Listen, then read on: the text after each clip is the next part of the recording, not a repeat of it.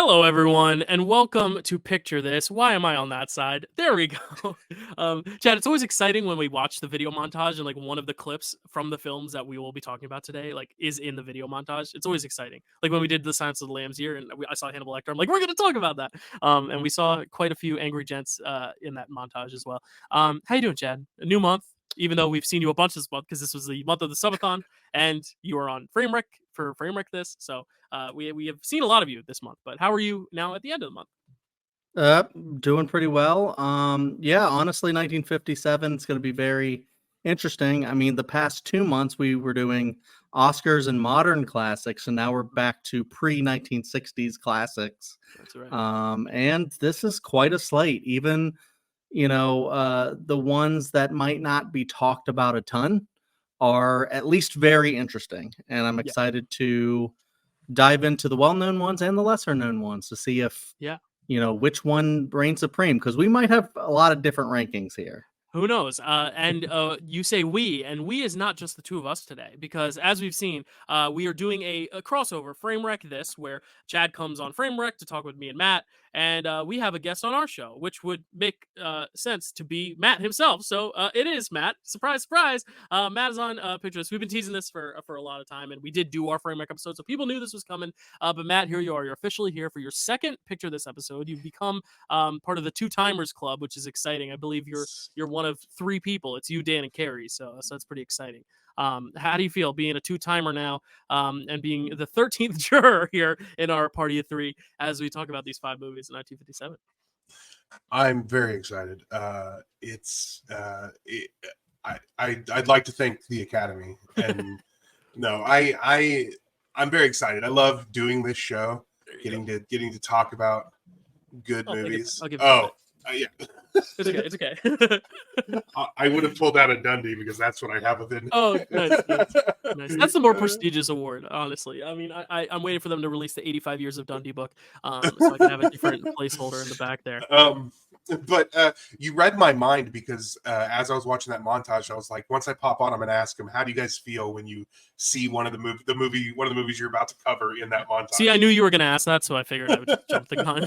I can like read minds. I prefaced this off air before we started to these two fine gents who might be angry, and two angry men, because I did take a while to actually start the stream later than I thought we would. But I do want to say this is a crazy hectic month. After the subathon, I thought my life would get easier because everything's recorded. We recorded it in 24 hours, so I don't need to like put out videos for the next month. But then my real life career and life kind of took over and said, you're going to be hella busy this month. So this is the least I've been prepared. I've watched the five movies. I have like very heavily paid attention to them, but like I don't have notes and notes and notes like I normally do. I don't have a lot of graphics of like what would have been the next movie to get nominated, also because it's 1957, so we didn't really have a lot of awards except for the Golden Globes, and even then like the Golden Globes then and the Oscars and precursors are all just so different to how we look at them now. So that is my disclaimer. So those charts will be back, especially for next month, because next month's going to be much more current. You will be getting charts again next month, but this month you're taking a little break from the charts. But this is I'm all the charts you need. Yes, you're all the charts we need. Instead of charts, we get Matt. But very interesting slate. As Chad said, some that aren't necessarily talked about as much, but still at the time and now still have a lot of cultural relevance for things they inspired, or just the directors attached to them, or the groundbreaking history attached to them as well. One film in particular, really a big historic one. And yeah, it'll be really exciting to have Matt on to talk about these as well. So let's get into the year itself. Let's talk about 57. Before we get into the movies, Chad, tell us what was going on in the world in 57. Like what was up with the 50s? Because we've only done the 50s one other time, and it was 1950. So it was like the very beginning of the 50s. We haven't done any other years in the 50s. So Yeah. new ground. Yeah, I mean, just like how Dylan doesn't have a lot of charts and stuff with them, I don't have a lot of history. I just have a few points here. But I do have the Hamilton Watch Company introduces the first electric watch. Egypt reopens the Suez Canal. A suspected English serial killer, John Bodkin Adams, is found not guilty of the supposed crimes, I guess. The University of Waterloo is founded. Paul McCartney meets John Lennon and his band for the first time. That's pretty epic. Yeah. Civil Rights Act of 1957 is enacted. The Africanized bee is accidentally set loose in Brazil. The Soviet Union launches Sputnik 1, the first artificial satellite to orbit the Earth. And the Mackinac Bridge opens. I wanted to get a bridge fact in there for a specific movie that we're going to cover. Well, and you talked a lot about like crimes and guilty and not guilty too. Like that's irrelevant, Chad. We're not going to be talking about any crimes or any courtrooms today, Chad. No or courtrooms bridges. or wars in this. No courtrooms or wars in this. No.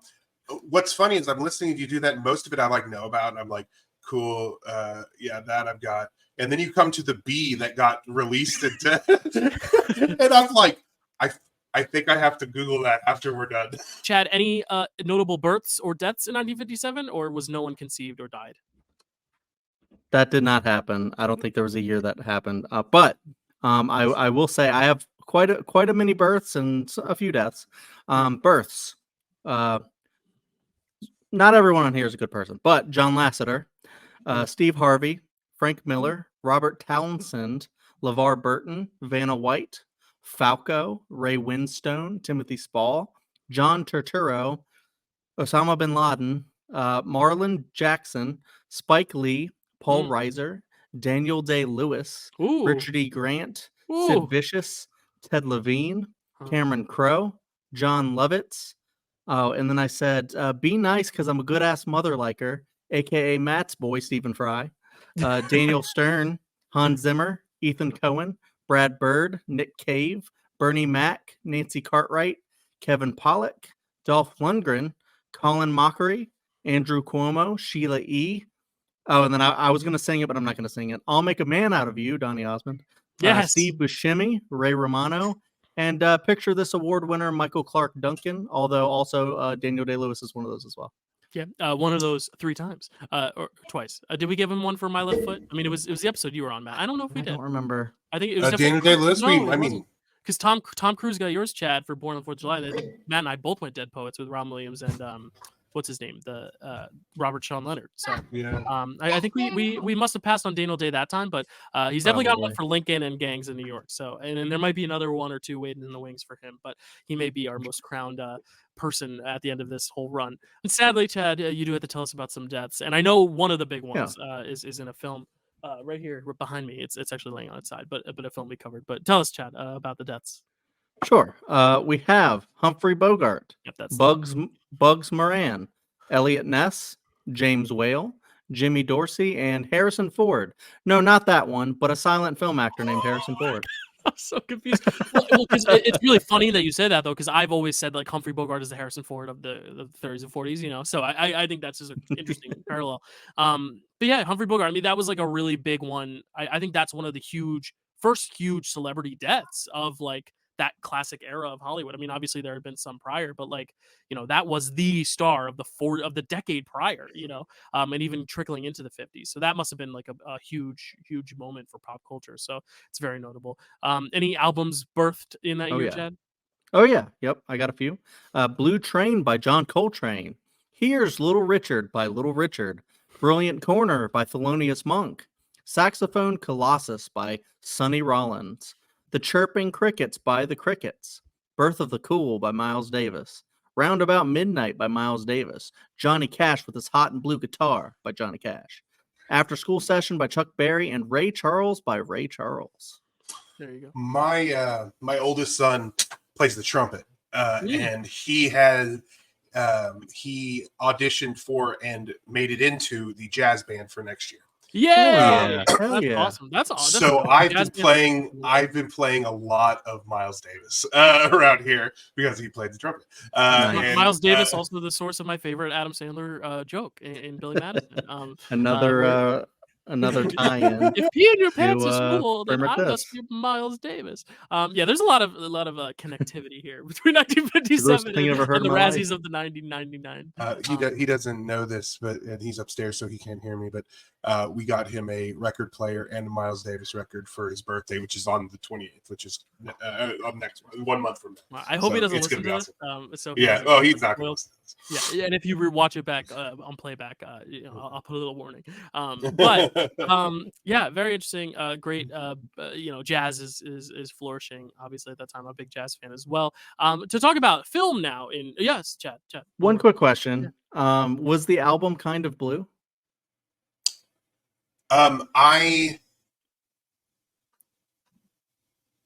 I'm trying to remember because that's the one that I originally was going to get him, and then no, wait, yes, I got him kind of blue. Here's what I did: is I got him kind of blue, but then I was like contemplating not getting that and getting him a more upbeat album because it's a great album. It's so good, but it's just kind of mellow, and so I was like maybe I want to get him an upbeat album, and then I found a really great jazz album that I can't remember the name of that I've been listening to basically nonstop since. It's a more modern one. But it's really, really good and more upbeat. So I'm like, I'm going to get them both. And then he can have two different types of jazz. So yeah.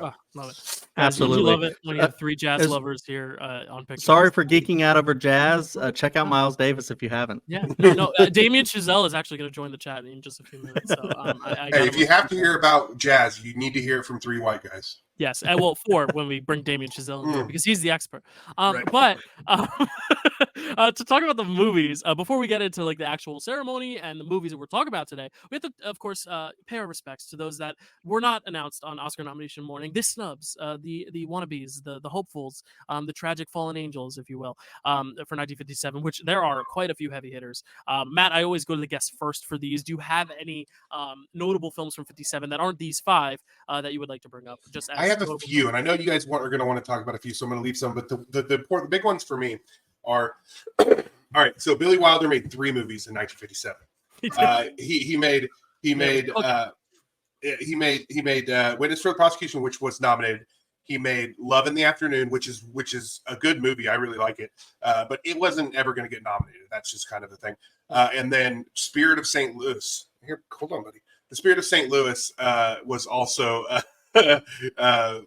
He also made that in 1957, which I was kind of surprised. Like, I'm not surprised. Witness for the Prosecution is definitely the right one. Buddy, give me just a second. Witness for the Prosecution. Let me geek out about my favorite director here. Yeah, Witness for the Prosecution is the right answer, but I think. Let me say this: I would have put Spirit of St. Louis over 1 or 2 of these movies. One of them specifically. I'm not going to say 2 of them. But one of them I would have definitely put Spirit of St. Louis over. But there's those.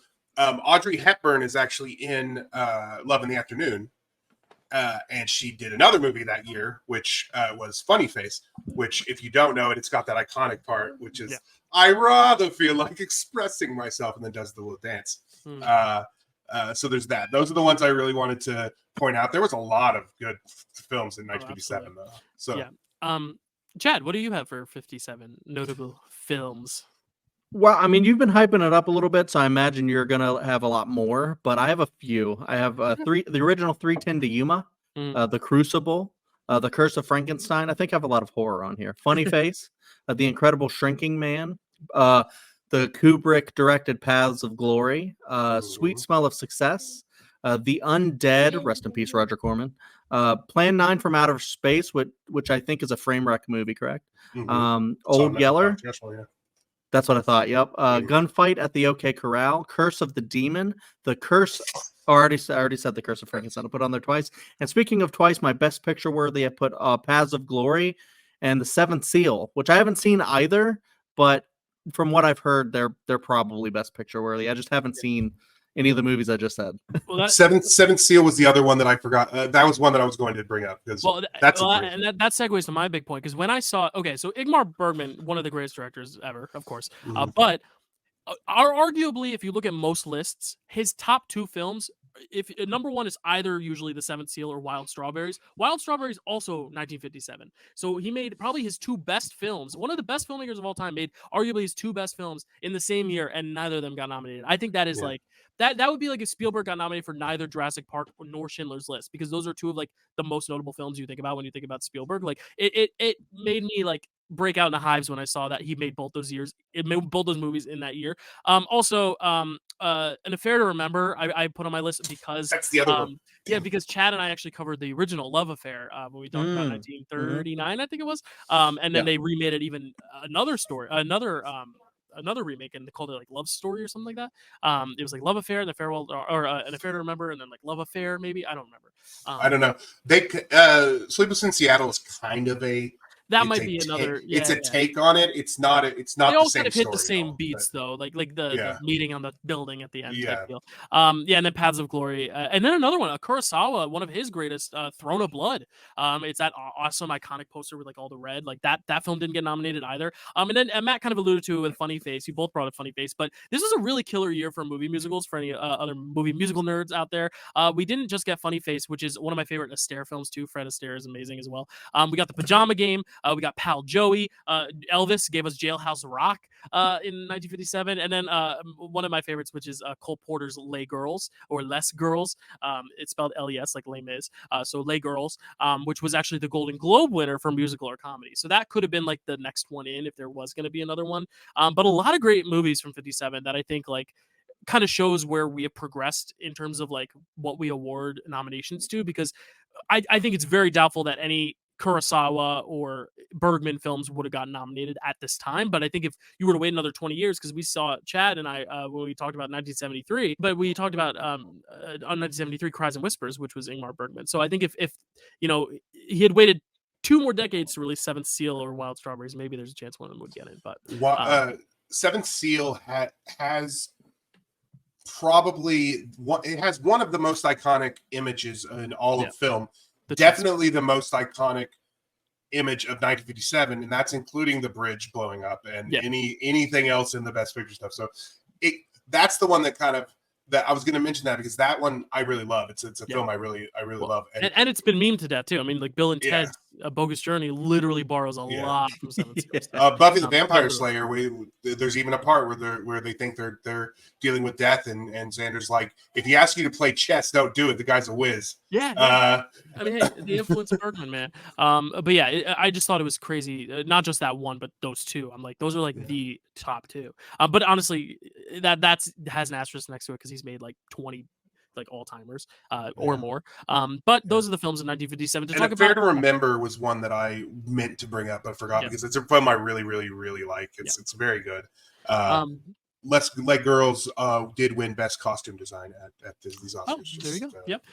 Les Girls is Les Girls. It's such a weird title. Like talk about Les Girls. But it makes more sense if you like look at the title than if you say it, because it makes it sound like you're saying like less instead of more. You know, like that kind of less, not like the in French. Anyway, Le 1957 ceremony or 1958 ceremony. I didn't obviously take a lot of notes on it, but the precursors, if I were to make a precursor chart, Bridge on the River Kwai was the favorite going into it. I mean, David Lean had just won the Golden Globe for director. It had just won the Golden Globe for best drama. Actually, all of these films except for Peyton Place were nominated for best drama at the Globe. So Sayonara, Witness, and 12 Angry Men were up against Bridge on the River Kwai. So there wasn't really any huge shockers, I think, amongst these 5 nominees. Maybe Peyton Place, but even then it was still pretty popular at the time. And this is, I believe, one of the only times, I believe it would only happen 4 times in history, where all 5 in the stage of 5, this is before they expanded to 10, but where all 5 of the Best Picture nominees are also the 5 director nominees. It only happened 4 times from like 1940 whatever, when they brought it down to 5, to 44 2000. 1944 to 2008. In that stretch of time, only 4 times did it happen where Best Director and Picture went 5 for 5. This is one of those case scenarios, which I thought was very interesting. And just interesting to note about the ceremony is it was taking place during like the big blacklisting period for writers. So there was a lot of interesting crediting on who actually won some of the awards. Some people who won were either partial parts of the writing team or just people who could accept the award on behalf of the writing team who was not eligible to be nominated because they were blacklisted. So very, very interesting. But I know Matt, you watched the ceremony, and Chad, I did as well. But I did watch the ceremony. I also, there's a few like anecdotes about the ceremony that I found very interesting in doing research on it. You were talking about the blacklist, and blacklist was a big part of Bob Hope's because there were like 6 hosts for this. A lot for of this one. But one of them was Bob Hope, and the McCarthyism was a big part of his like jokes that he made. But an interesting thing about the Best Adapted Screenplay winner, which, by the way, Witness for the Prosecution was not nominated, and one of the movies that we're going to talk about today was, and that is an atrocity. We'll talk anyway, save it? yeah, we'll save it. But Bridge on the best adapted screenplay was won by Bridge on the River Kwai, Right. and the person who got the Oscar for this movie was Pierre Boulle, who did not speak English. Yet won an Oscar for adapting a movie into English.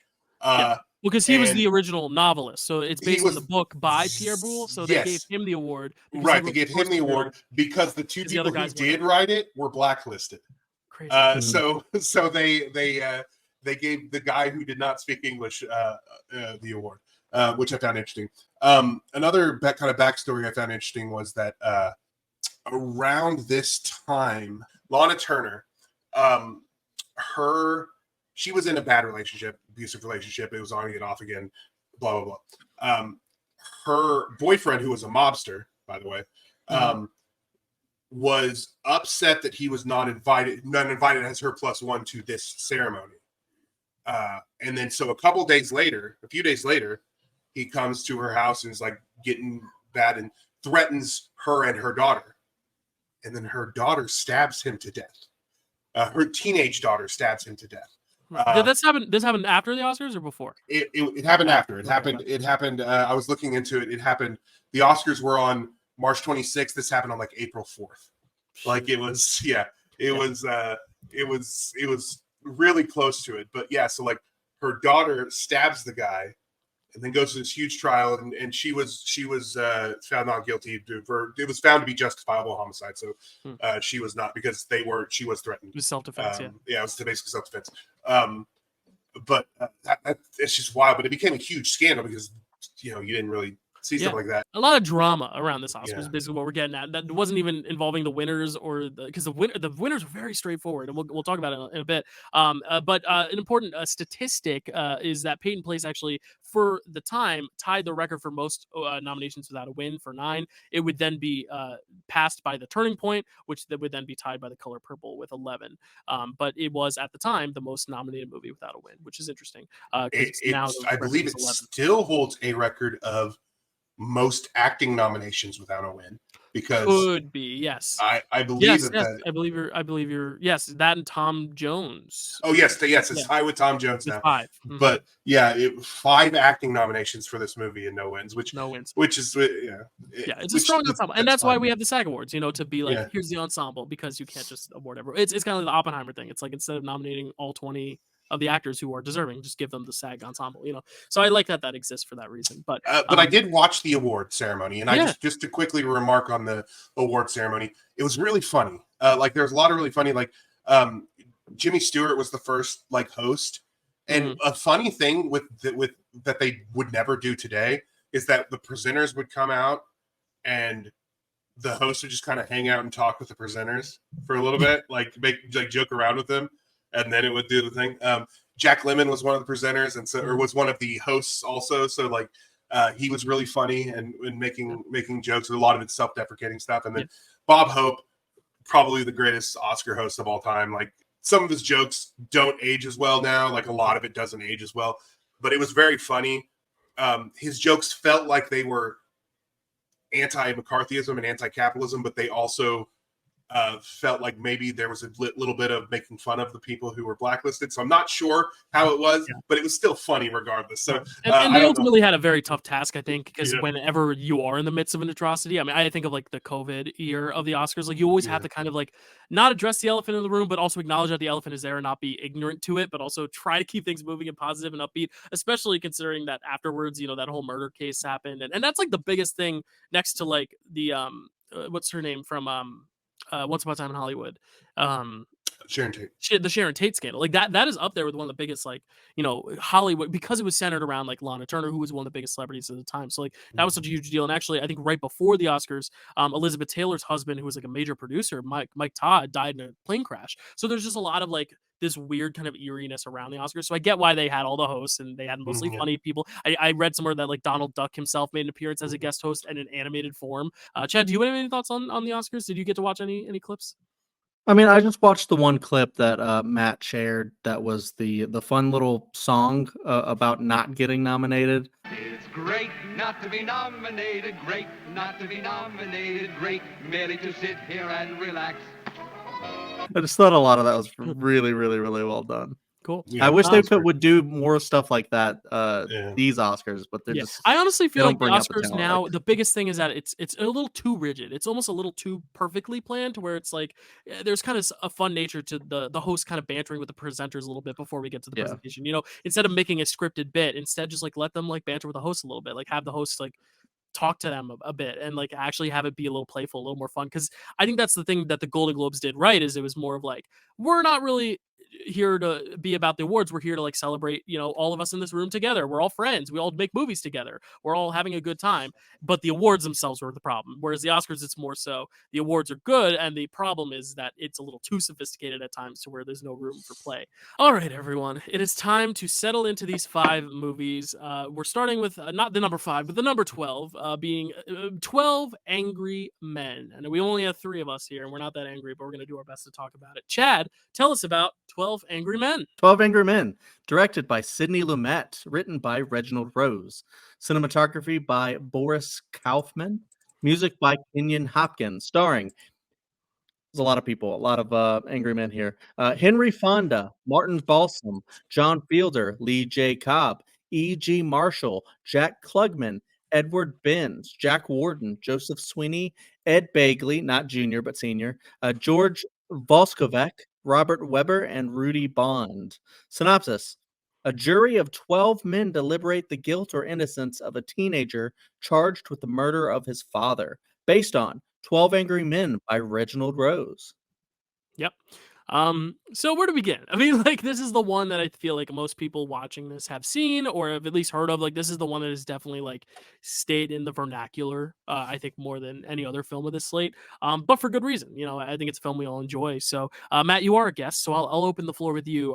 How are your feelings toward 12 Angry Men? Are they angry? Are they positive? Are they negative? Let me, before I say that, and Chad knows what I'm going to talk about because we've talked about this before. Let me just say that this film is a masterpiece, and what I'm about to my huge complaint about this movie does not take away from how much I enjoy it, because it's truly a masterpiece.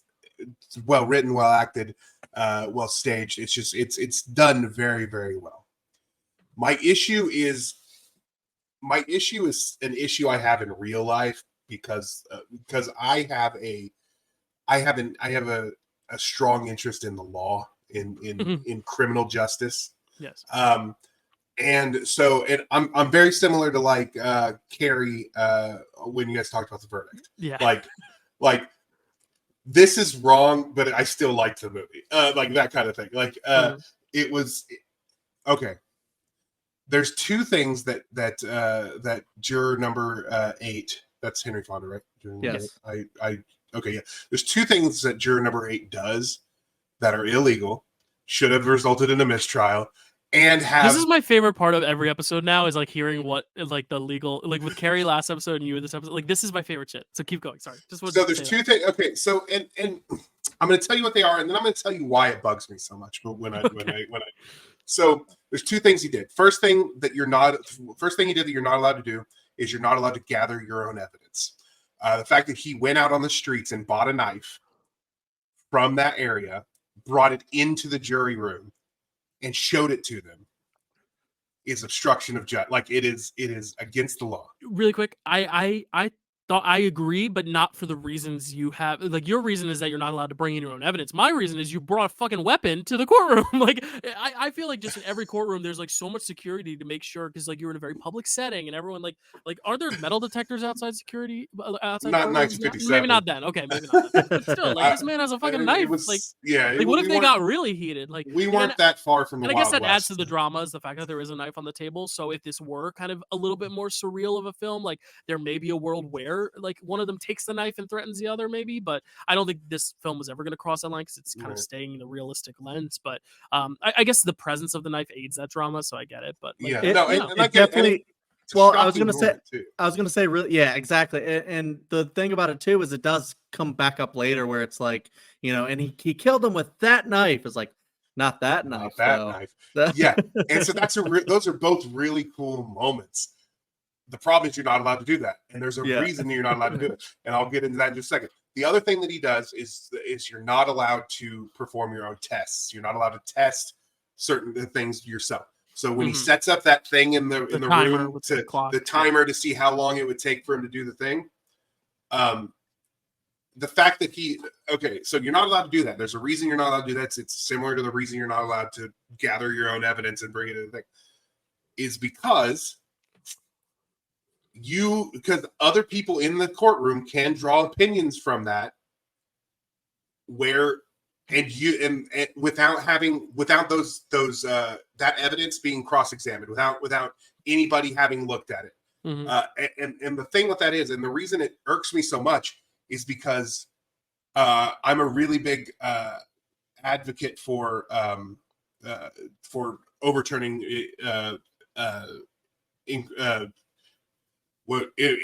oh my god, what Mistrial? Not mistrial. The oh my god, I can't think of the words. Anyway, Objection.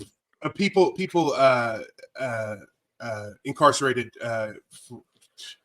for things they didn't do. Oh my god, I cannot think of the term. Wrongful conviction. There we go. Wrongful convictions. I'm very big into that kind of wrongful convictions and stuff like that. So yeah, the problem is that a lot of wrongful convictions you find out later are because the jury did things they weren't supposed to do. I remember this one case where a big thing was like, where was he at the time? And he could kind of, the thing was like they could prove he was at this one place and then the murder took place somewhere else. And could he have gotten there with that in that amount of time? One of the jurors that day, or in between the sessions, went and drove it as though that really proved anything, because there's all kinds of conditions that would cause it. That person ended up being convicted, and that was a big part of it. And this is why I want the kid. I want the kid to get off. I don't want him, especially because this is a death sentence. It's an automatic death sentence. Right. You're never going. Basically, if I'm on that jury, you can call mistrial immediately, because I'm never going to vote to convict someone who is on death, who the death penalty is the only option. That's just me, though. Well, and I think the thing the film does so well, I mean, this kind of segues into why I think it does kind of reach that masterpiece territory, is because the basic premise of the movie is not determining if he did or didn't do it. It's more so, do we have enough evidence to say for sure that he did it? And I think that's a really interesting thing that they portray right away. And that's a lot of the big turning point for a lot of the characters, is just like, I'm not even saying, and I think the key is that Henry Fonda even says, like, I'm not even saying he did or didn't do it, but I don't have enough evidence to say for sure that he did. And I think that's kind of where you're coming at, and I'm coming at, and I believe Chad as well, like, in just this whole idea and outlook over the court system and everything. And that it is innocent until proven guilty, but like proven guilty. Like if you cannot prove that someone is 100% guilty, and even then we still see mistrials and stuff and wrong accusations and all that. So I think that's kind of where the film is the most interesting, is because these guys aren't even debating whether he did or didn't do it. It's really just, do you have any reasonable doubt? And that's why I think the big turning point for me, and like the most climactic moment, is the guy with the glasses when they like notice the ridges on the nose, because that is a very valid sentiment that like maybe she couldn't see because she wore glasses. She very well could have seen it, but the slight margin that she couldn't have is the thing that changes. And I think that's kind of the more important element of it, is that it's just, is there any doubt? It's not, are you 100% one way or 100% the other, but is there one way that you're leaning in a 51-49 way that you can maybe say, there is that one thing. And I think that's kind of the power of this movie, seeing what for each juror is that one thing, not necessarily that makes everyone say he didn't do it, but makes them say, but I still have some doubt. And I think that's kind of the crux of what makes this so special. And the fact that, and I think this is kind of also another big talking point that people have, is that it is not set in the court. It's set in this juror deliberation room where you're not getting the full trial. You're not getting the evidence as a viewer. You are strictly going off of these discussions, and also kind of for yourself kind of painting this picture in your head, which I think is important, because you're not given all this background information. It is solely living in the moment with these people in this deliberation, which I think is kind of the power of it. The fact that it is this one room and you're not getting the grander scope of things, which is why it's going to be so nice to kind of compare this to a film we'll talk about a little later, where we do get kind of all the ins and outs. We get the backstory literally seen. We get a lot of the preparing for the trial. We get the trial, and then we get the verdict. This case, we're only getting the small little chapter, which is usually never shown. In most courtroom dramas, we go straight from here's the trial, and then does the jury have a verdict? We've almost, I would say 99 out of 100 times never see the jury deliberation. And I think that's what is so powerful about this film, because honestly, it's a kind of, the case itself isn't anything too extremely, twisty and turny and wild. It's more so the temperaments of these people in this room and the different points of view that make it feel more exciting than it actually is in terms of the case on paper, which is why I think so many people love it so much and why it does hold up, because it's also a film that I feel like not many films are like. I think you can find a lot of movies that are like other movies in the courtroom genre, but nothing really is like this except for the remake of this, so I think that's a big testament to it. Chad, what are your thoughts on 12 Angry Men? I mean, this is definitely a film that I love. Ever since I saw it for the first time, I think it is like one of the great American films, but I also think it's just like one of the most like essential films. Like, it's definitely a film that they teach in classes and things like that. But for good reason. But it's also very entertaining. Like, Matt brought up some of the inaccuracies as far as like what would really happen in a real court.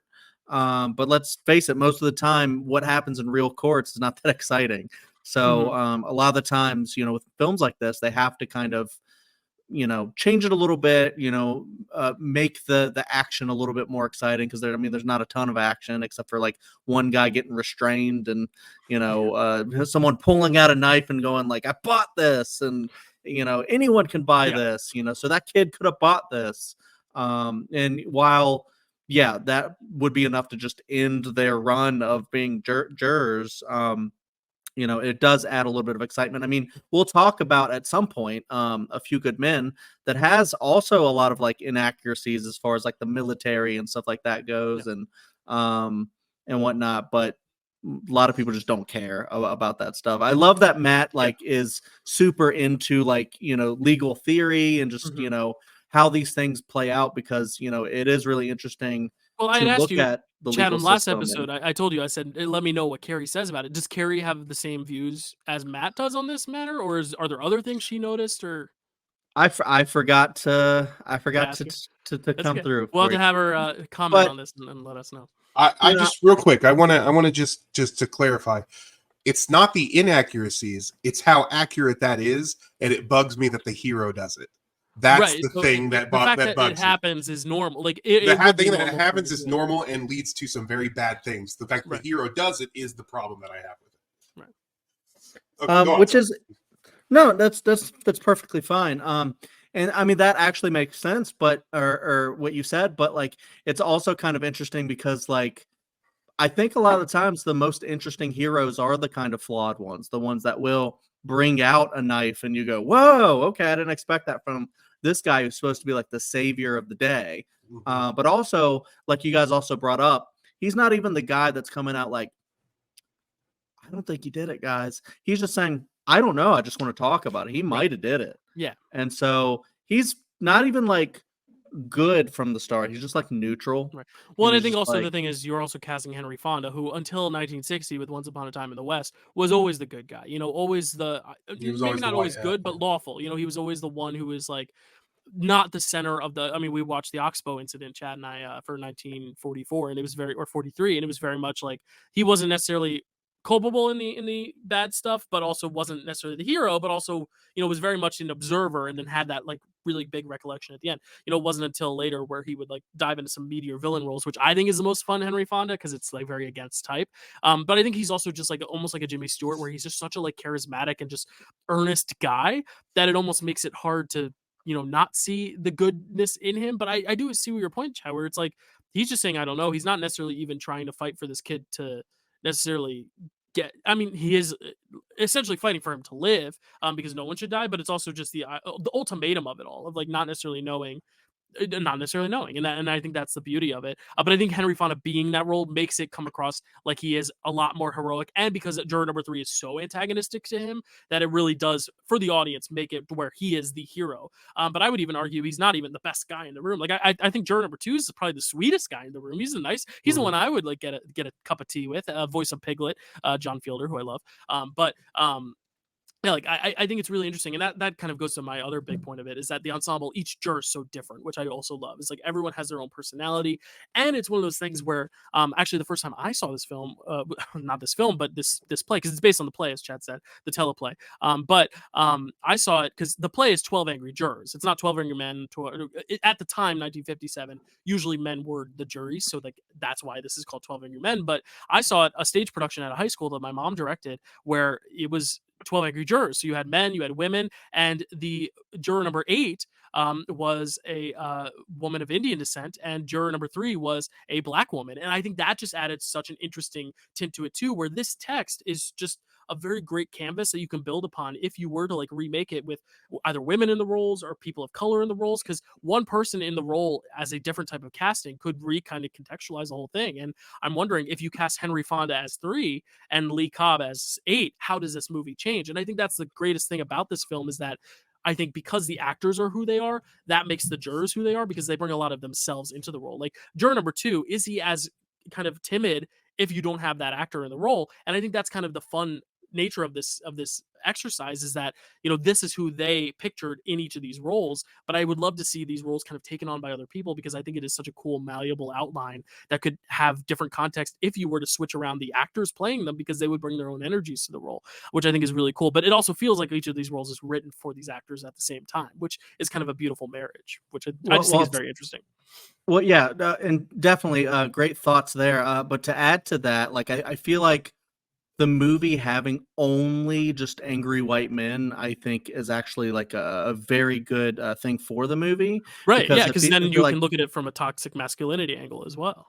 Yeah. Well, yeah, not just that, but like, you know, it feels like so many juries of this kind, especially one that is examining the acts of a person of color, to have a whole white jury, that's what a lot of prosecutors would want, because they will other people who aren't white, and they will try and, Right. you know, they won't even want to take the time to figure out if they have the right person. And that's exactly what we see. In fact, I do have a Carrie update if you want Oh, it. cool. Yes, I would love to hear.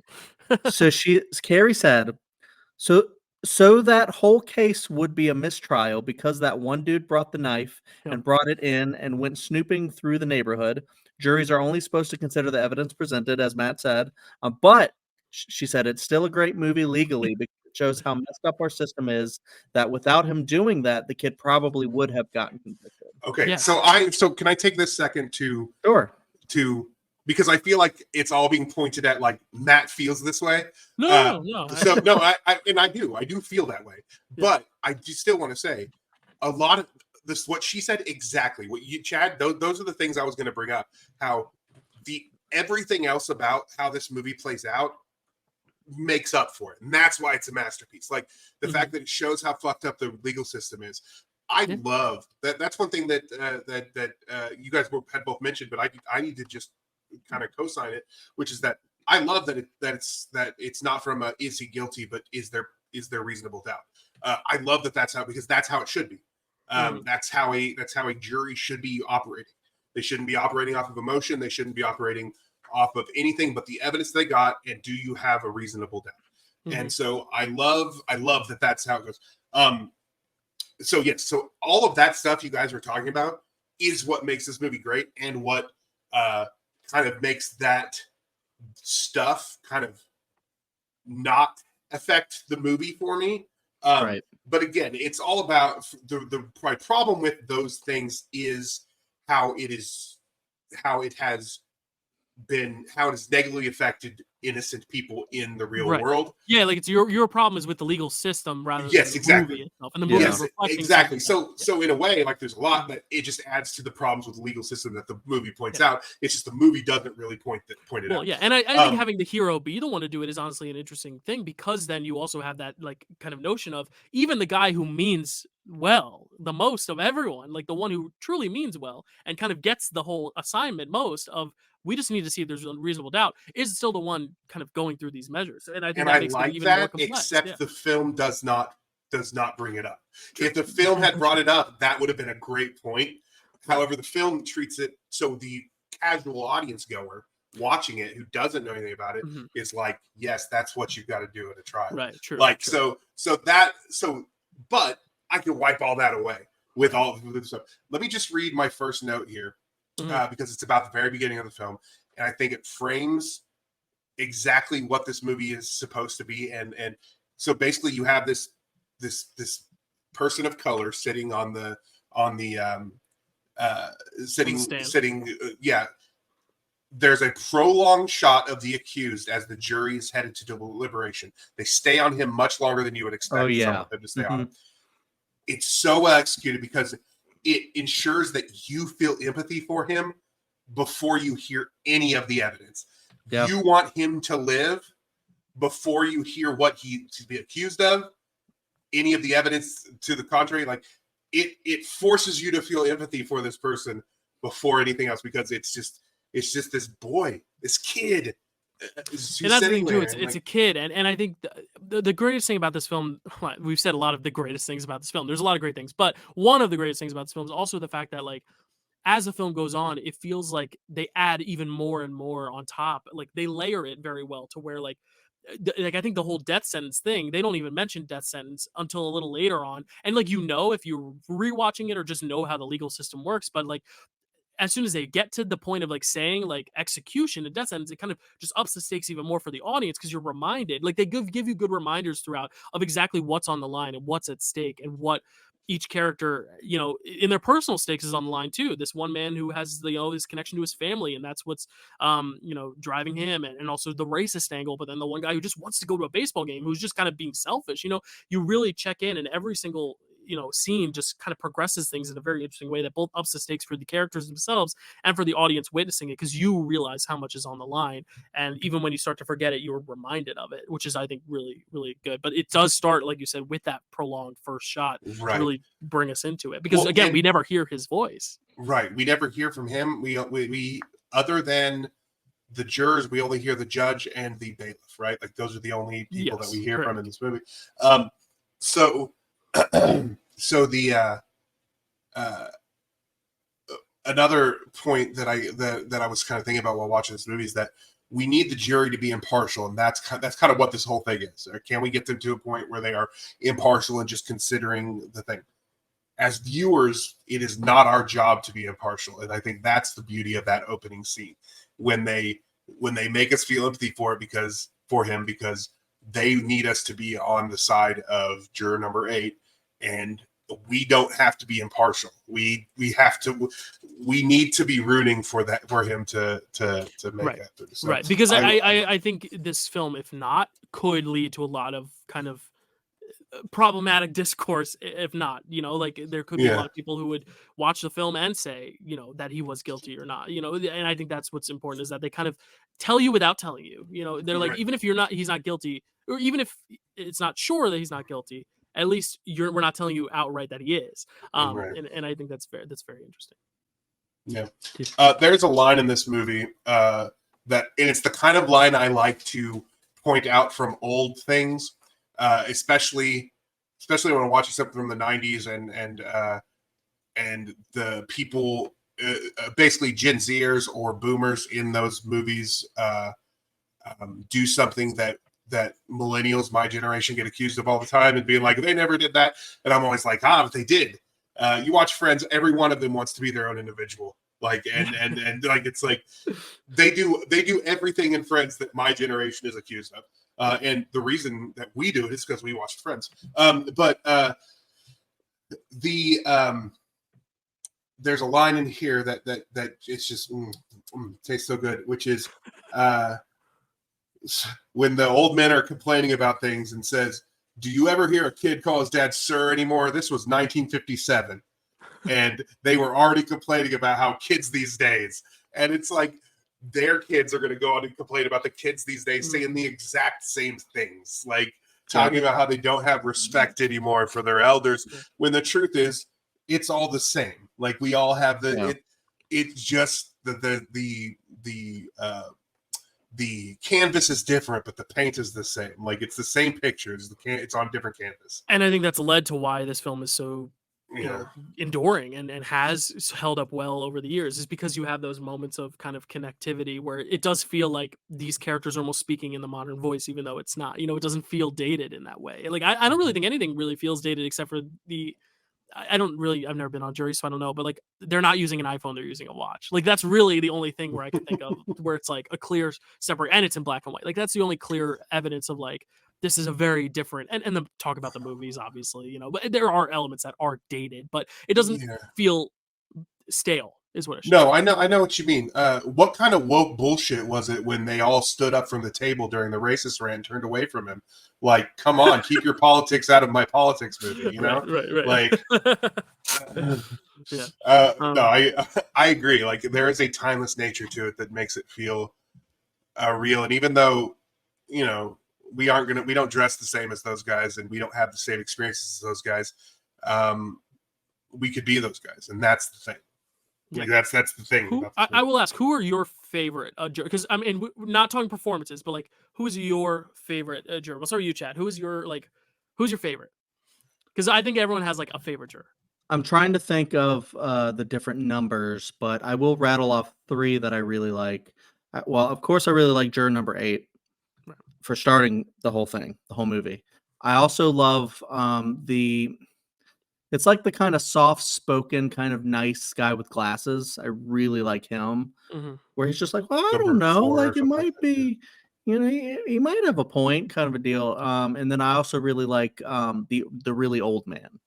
Yeah, I love the old guy. He's like the first one that gets like a close-up shot on his face, and he's like, I said not guilty. Right, because he's the Come first at one me, bro. He's the first one to turn. Yeah, because they all think it's someone else too, right? They're all like, it was you, and then he's like, it was me. I love that too, because there's a level of ham to it that's not making it. It's not to make the movie seem like it's taking itself less seriously, but it's aiding in giving a little levity to something that is ultimately very deep and dark, and it is a pretty dark premise. You basically have someone's life in your hands, but they add that levity by giving you those great character moments and distinguishing those personalities. But Matt, do you have a favorite? I mean, despite the jury misconduct, number 8 is obviously one that I love. I really love 3. I mean, I'm not on his side, obviously, where it gets it, but just the characterization of that guy's, and I mean, the performance had something to do with it, but during number 3, he's just an interesting character. I also like Jack Klugman, but that's just because I just think Jack Klugman's interesting. And Jack Klugman, that's the baseball or no? That's Jack Warden. Baseball. Oh, no, Jack Klugman is Royals fan. Yeah. Okay. And Jack Warden was the other one. Jack Warden 7. Okay, yeah, 7. I really like those characters throughout it, but when you mentioned the old guy, I really like the old guy. Yeah, I my favorite's 2 only because I love Piglet, but I also do think in that scenario, because I'm not really good at talking with strangers. I do it, but I hate it. I feel like I would be him. I feel like I would be in that room just kind of very nervous and timid, and if they like ask me to talk, I'd be like, oh, I don't know. That's the guy I was talking about. Yeah, 2. I love number 2. Yeah. I love 2. So I really think that's who I would be 3 or 8 with. depending on which side of this I was on. Sure. Yeah, well, that's a good thing too. Is like I think you could even see yourself in 3, even though 3 is going against this case, but in terms of the passion and just the Right. Not willing to change in the way that if it was the other way around, where everyone said not guilty except for one guilty, and it kind of had to spin the other way around. Like I could see that world where you are the other end of the spectrum as well. I would never be 7 because 7 doesn't take it seriously enough. He wants to get it. He wants to put a guy to death just so he can get to his game. But I will say, if I have related to that, not in jury sense, but like at the DMV, where I'm just like, I have stuff to do. You know, like I get it. Like I get that too, where it's like you have stuff to do. That does make. I mean, that aspect of his character is very interesting because it's very true and relatable. Which is just exactly like he does, and it's kind of the basis of what's going on here, which is that he doesn't see it as anything. Like he doesn't see it as something worth stalling his time for because he feels like this just open and shut. So yeah, it's I definitely get it. It's just once it gets a little further along and it's like, okay, well, we can see here that we may not be just open and shut anymore, and he's still like, I gotta get to my game. Which surely was rained out. Right. I mean, Well, and that's I think where he starts. I think the turn we start to see with him is when it starts to rain, because then he's kind of like, all right, well, I don't have that now. Now I can actually be present. I really do think that's a very important part of it. Good point. Yeah. Is there anything else we haven't touched on? I'm trying to think. There's a moment, and I already sent this to you guys. Hey, my dogs are funny. There's a moment that I really, really love in this movie, and that's when juror 3 and 8 are arguing. Basically, juror number 3 proves number 8's point by saying the old man can't be sure what 15 seconds is because an old man can't be certain about anything. I love that because that's the point that juror number 8 is making, and then juror number 3 makes the point for him, trying to argue it, and I really love that moment. It's very, very powerful.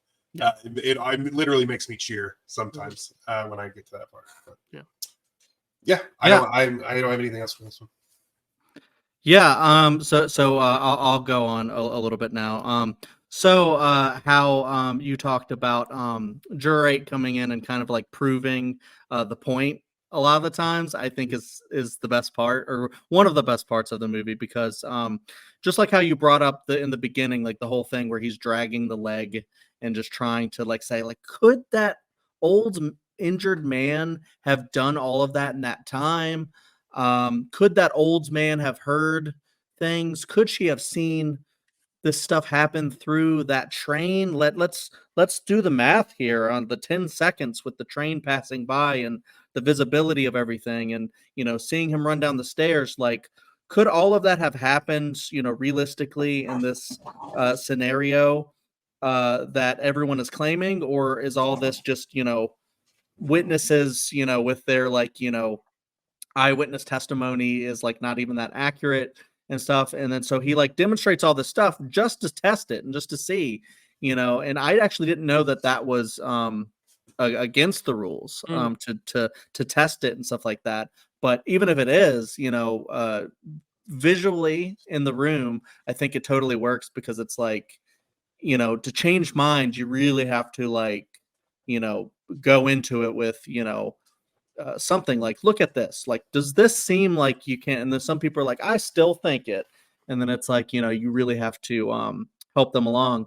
And I love just that idea, like we talked about with the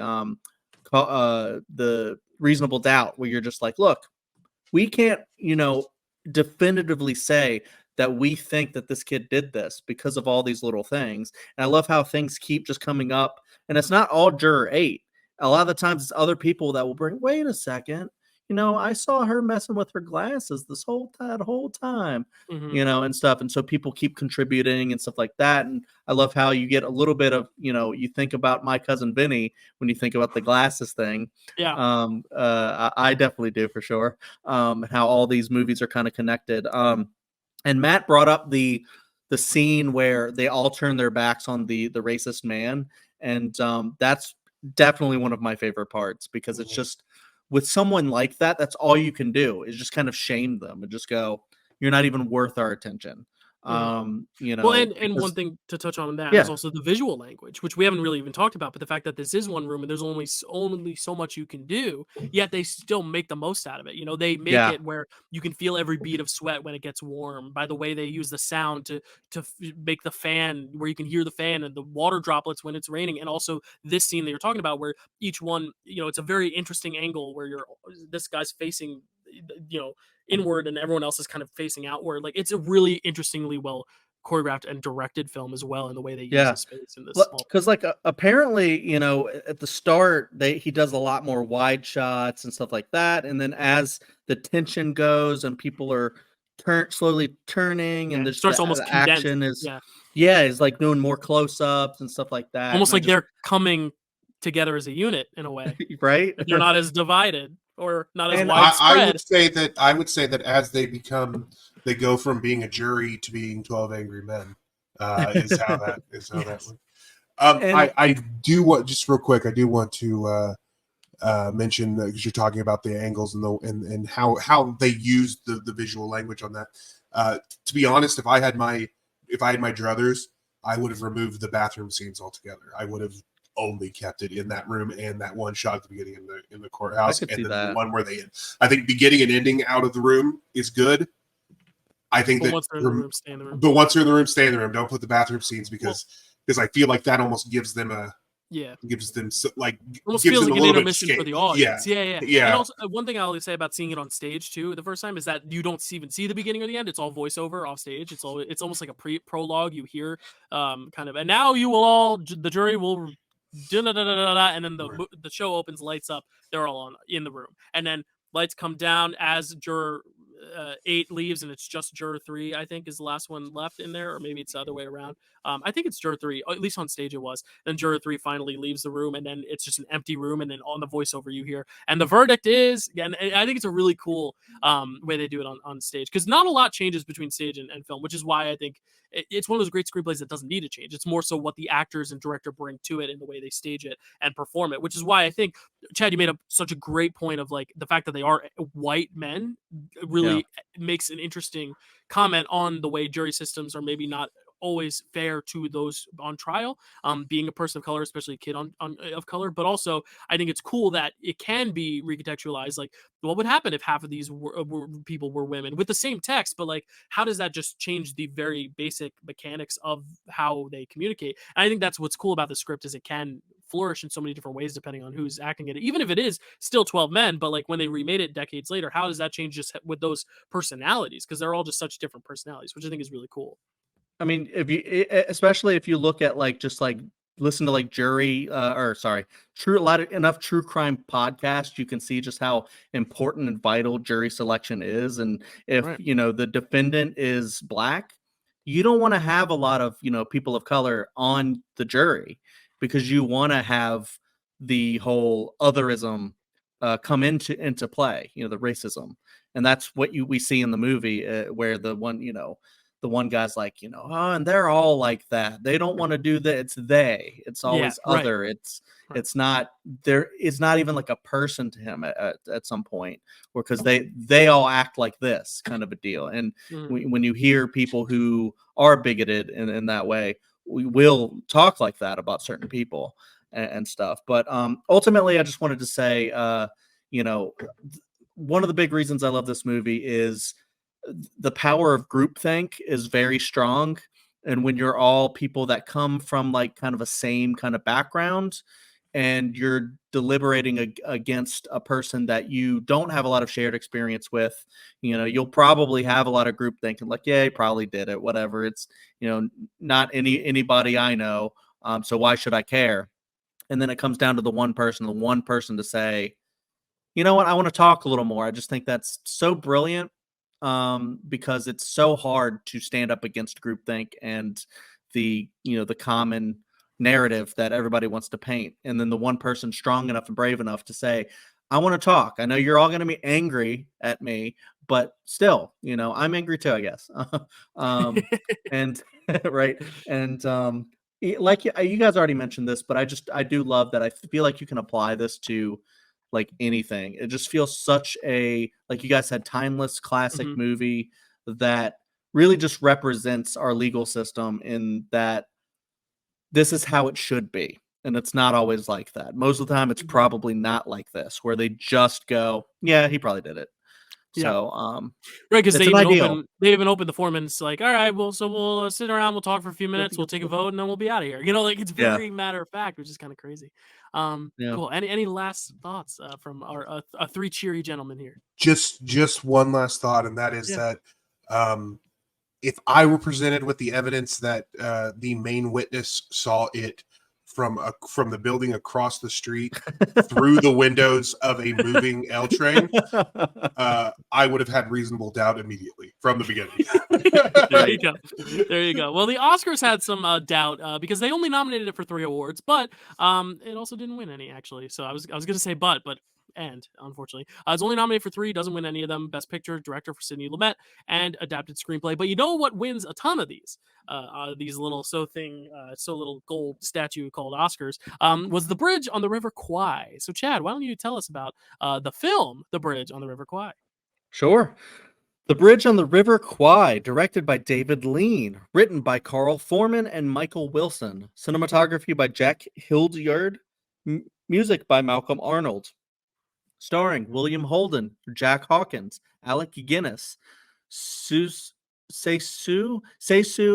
Hayakawa, James Donald, Andre Morell, Peter Williams, John Boxer, Percy Herbert, Harold Goodwin, and Henry Okawa. Synopsis: British POWs are forced to build a bridge to their enemy's advantage, and they have doubts about it. Based on The Bridge on the River Kwai by Pierre Bouillet. Yes, who, as we talked about, won the Oscar, having never spoken a lick of English, because he wrote the book, and people who were blacklisted adapted it. Had you guys seen this before or no? Yes. Okay, so these 2 that we are now talking about are the 2 I had seen before we had done this. Me as well. I had seen it before, but it was before that I really got into movies in a way that I would just talk about them on a stream. But then rewatching it again and then kind of doing a third soft watch of it, I've come to really like it, but it's one of those where I had to question to myself, what is this film trying to do? I was because as I've gone specifically through this show, I found out that I'm pretty big into anti-war films, and I don't like movies that are just straight up, so yeah, me and Matt, same wavelength, that are just straight up, oh, okay, you're in the club too, that are just straight up, pro-war or not even trying to be anti-war. That's where they seem more like kind of propaganda for one specific side. And at first I was like, you know what? This film is really pro-British sentiment, and is it really even, humanizing the Japanese and stuff like that? And then I was like, well, this is also World War II, and the Japanese were on the side of the Nazis.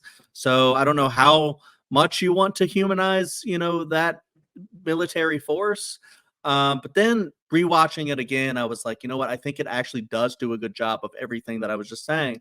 I think the only negative is the fact that the Japanese were mad, in real life, were mad because they go to build the bridge, and then they're like, we're going to show this as British ingenuity, and that the British can do this, and we're the best.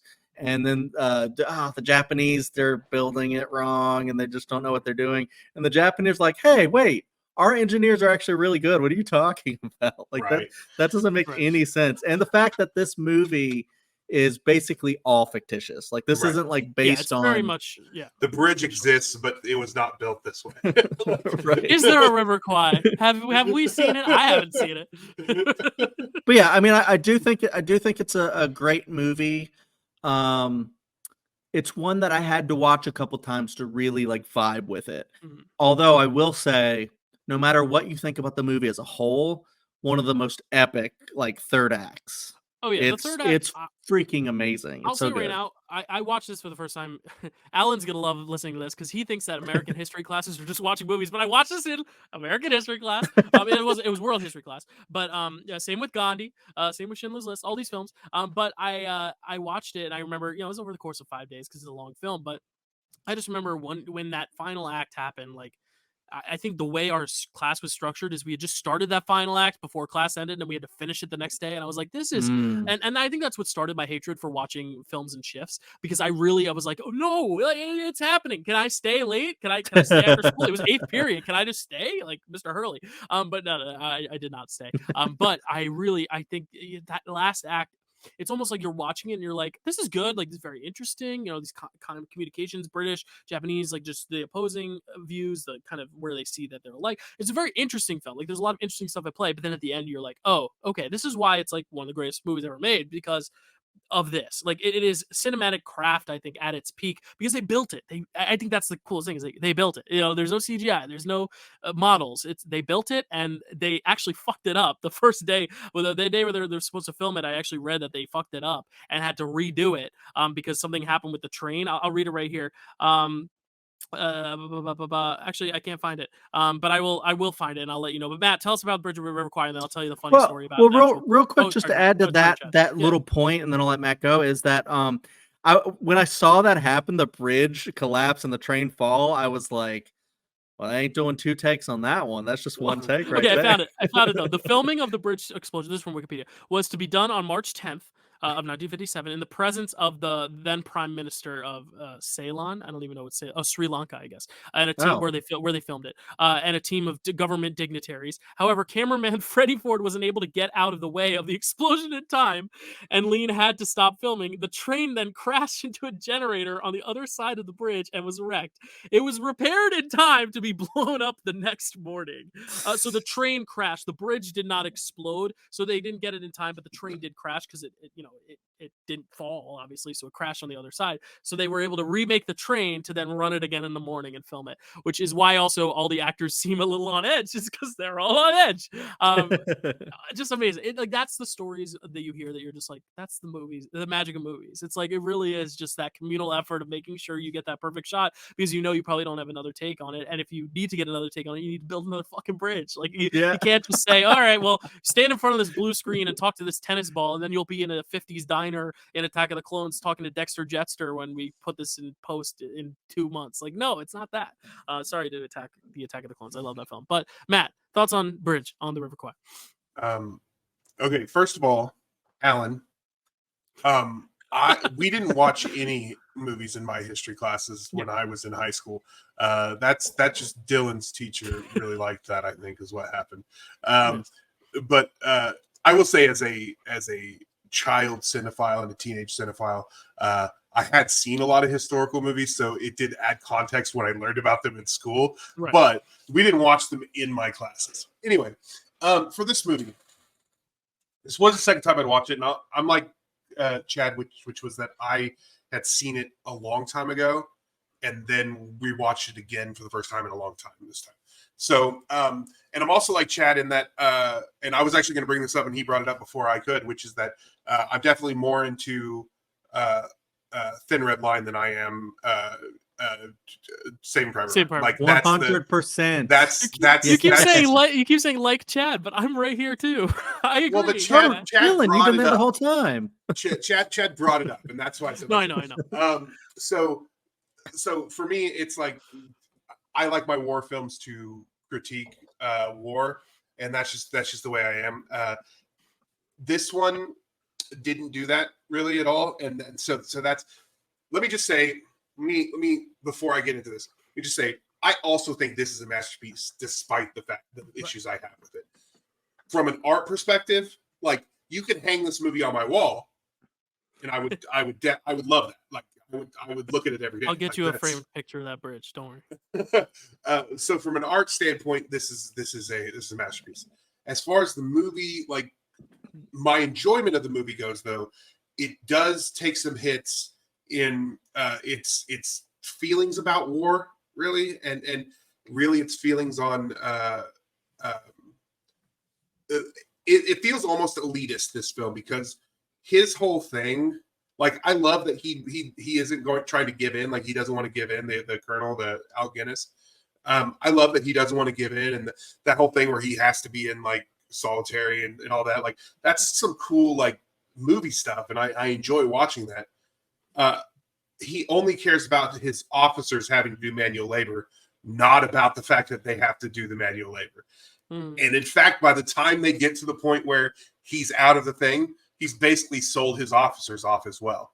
Like, so it's like my officers will work as long as we are designing it and we're taking over and we're doing this. As long as you allow us to do the manual labor, as long as you're enslaving us, then yes, it's fine. Like that's a thing that like kind of, that's something that bugs me about it, is how most of his story is about about, and I get that it does come from the Geneva Convention, and that is part of his thing, but how it's like, no, my officers will not be doing work. Like, it feels very elitist, and that's part of my issue with most military movies is how they treat people under them. And so that's a big part of it. As far as the film as a whole goes, like I said, I think it's a masterpiece. I think that third act is great. It is frustrating at times, especially because you're just like, come on, Obi-Wan, like chill for a minute, dude. But yeah, there's a lot of it that I really like. William Holden, who has been in other really Sunset great Boulevard. movies. He has been in other great movies from the other directors in this field of movies. Network. He was in Right. Network, yep, and Sunset Boulevard, and I think he's in another Billy Wilder movie also. So it's So these directors who are directing the other movies have also put him in good movies. But I think the characters are interesting and good, and I think that the things that are happening are interesting and good. They do hold my attention. I just don't really vibe with the feeling of the movie most of the time, and that's what it is.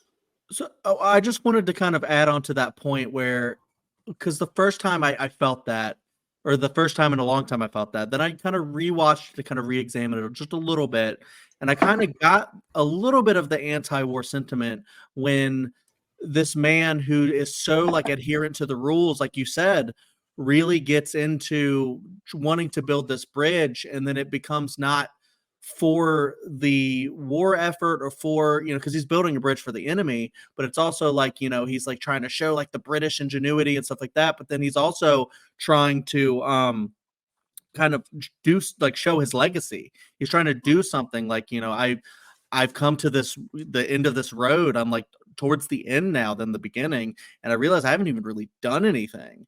And he feels kind of like the banality of like, we really haven't accomplished much in this war. And me as like a big officer, like I haven't done anything. So I want to build this bridge to like show it. And then at the very end, he realizes, what have I done? Like this isn't something that I should be doing right now. And, the one guy who's afraid, Saito, who wants to build the bridge so that he doesn't die, he ends up dying. And it just really kind of gets to a place where like no one wins. Even the people who go there to try and destroy the bridge, they all die, except for the one guy who's like, this is madness. And it's like the war is madness. And so for me, I think I kind of got a little bit of the anti-war there. I don't know. Maybe I was watching it on a different wavelength. I would disagree only because if the chaos at the end had resulted in their failure or something worse, like yes, they all die, but in the end, his main objective, even as he's dying, is to blow up this bridge. And so it feels like his last, like the full goal doesn't feel anti-war. It feels almost like following through with this with military orders. Like that's how it feels even as you die. Which it's almost like again, the it's not characters bad necessarily. It's just that I don't connect to that as well. Yeah, the characters don't necessarily come around on an anti-war sentiment. It's more so the audience getting the perspective of look at this mess, which kind of echoes the anti-war sentiment. Because I think it could work in both ways. I think that's what is so challenging about this film is also that it does kind of ask these hard questions without necessarily giving kind of clear-cut answers. Like it is a little bit more obscure because yes, they are an enemy, but it's also one of those things where it's anti-war, so no one should be the enemy. But I understand if you were looking at it as the enemy way, I think it actually is a little bit self-critical of the British in a way because of Alec Guinness is willing to build a bridge being about pride and more ego than it is about the overall objective, which is no, this is our enemy. You're doing this for yourself to kind of show your cojones and like be like, yo, I'm the boss, like this is the ego kind of slipping in. And then at the end, he's like, shit, I lost the vision of what's important because now they're trying to knock something down that is mine now. It's not even the Japanese anymore. He put his name on it. Yeah, he put his name on it. So I think that's the interesting aspect. But if you look at it at that lens, you still have to look at it as this is the enemy, and that overall is the war sentiment of like good, bad, and that's what we could be broken down. But I think also given the context and the time, it is one of those things where we should never excuse a film for its time, but also because it was only a decade or so after the war, I think this is still at a point where, if this is the enemy, then like I think it is very self-critical of the British to then be so willing to work with the enemy for your own self-pride. I think in that respect it is kind of anti-British in a way, which is very interesting because David Lean, Chad and I famously didn't like his last film that we covered on Picture This in 1943, In Which We Serve, which was very much about pro-British propaganda, like we are the British Army, hoorah, hoorah, hoorah. So I think also looking at it compared to that, it's also interesting to see kind of a different angle, a different perspective on the overall fighting of it. But I do think kind of what Matt said earlier, like this is the reason I love this movie so much is for the craft and for the overall just storytelling, even if some of the actual politics and character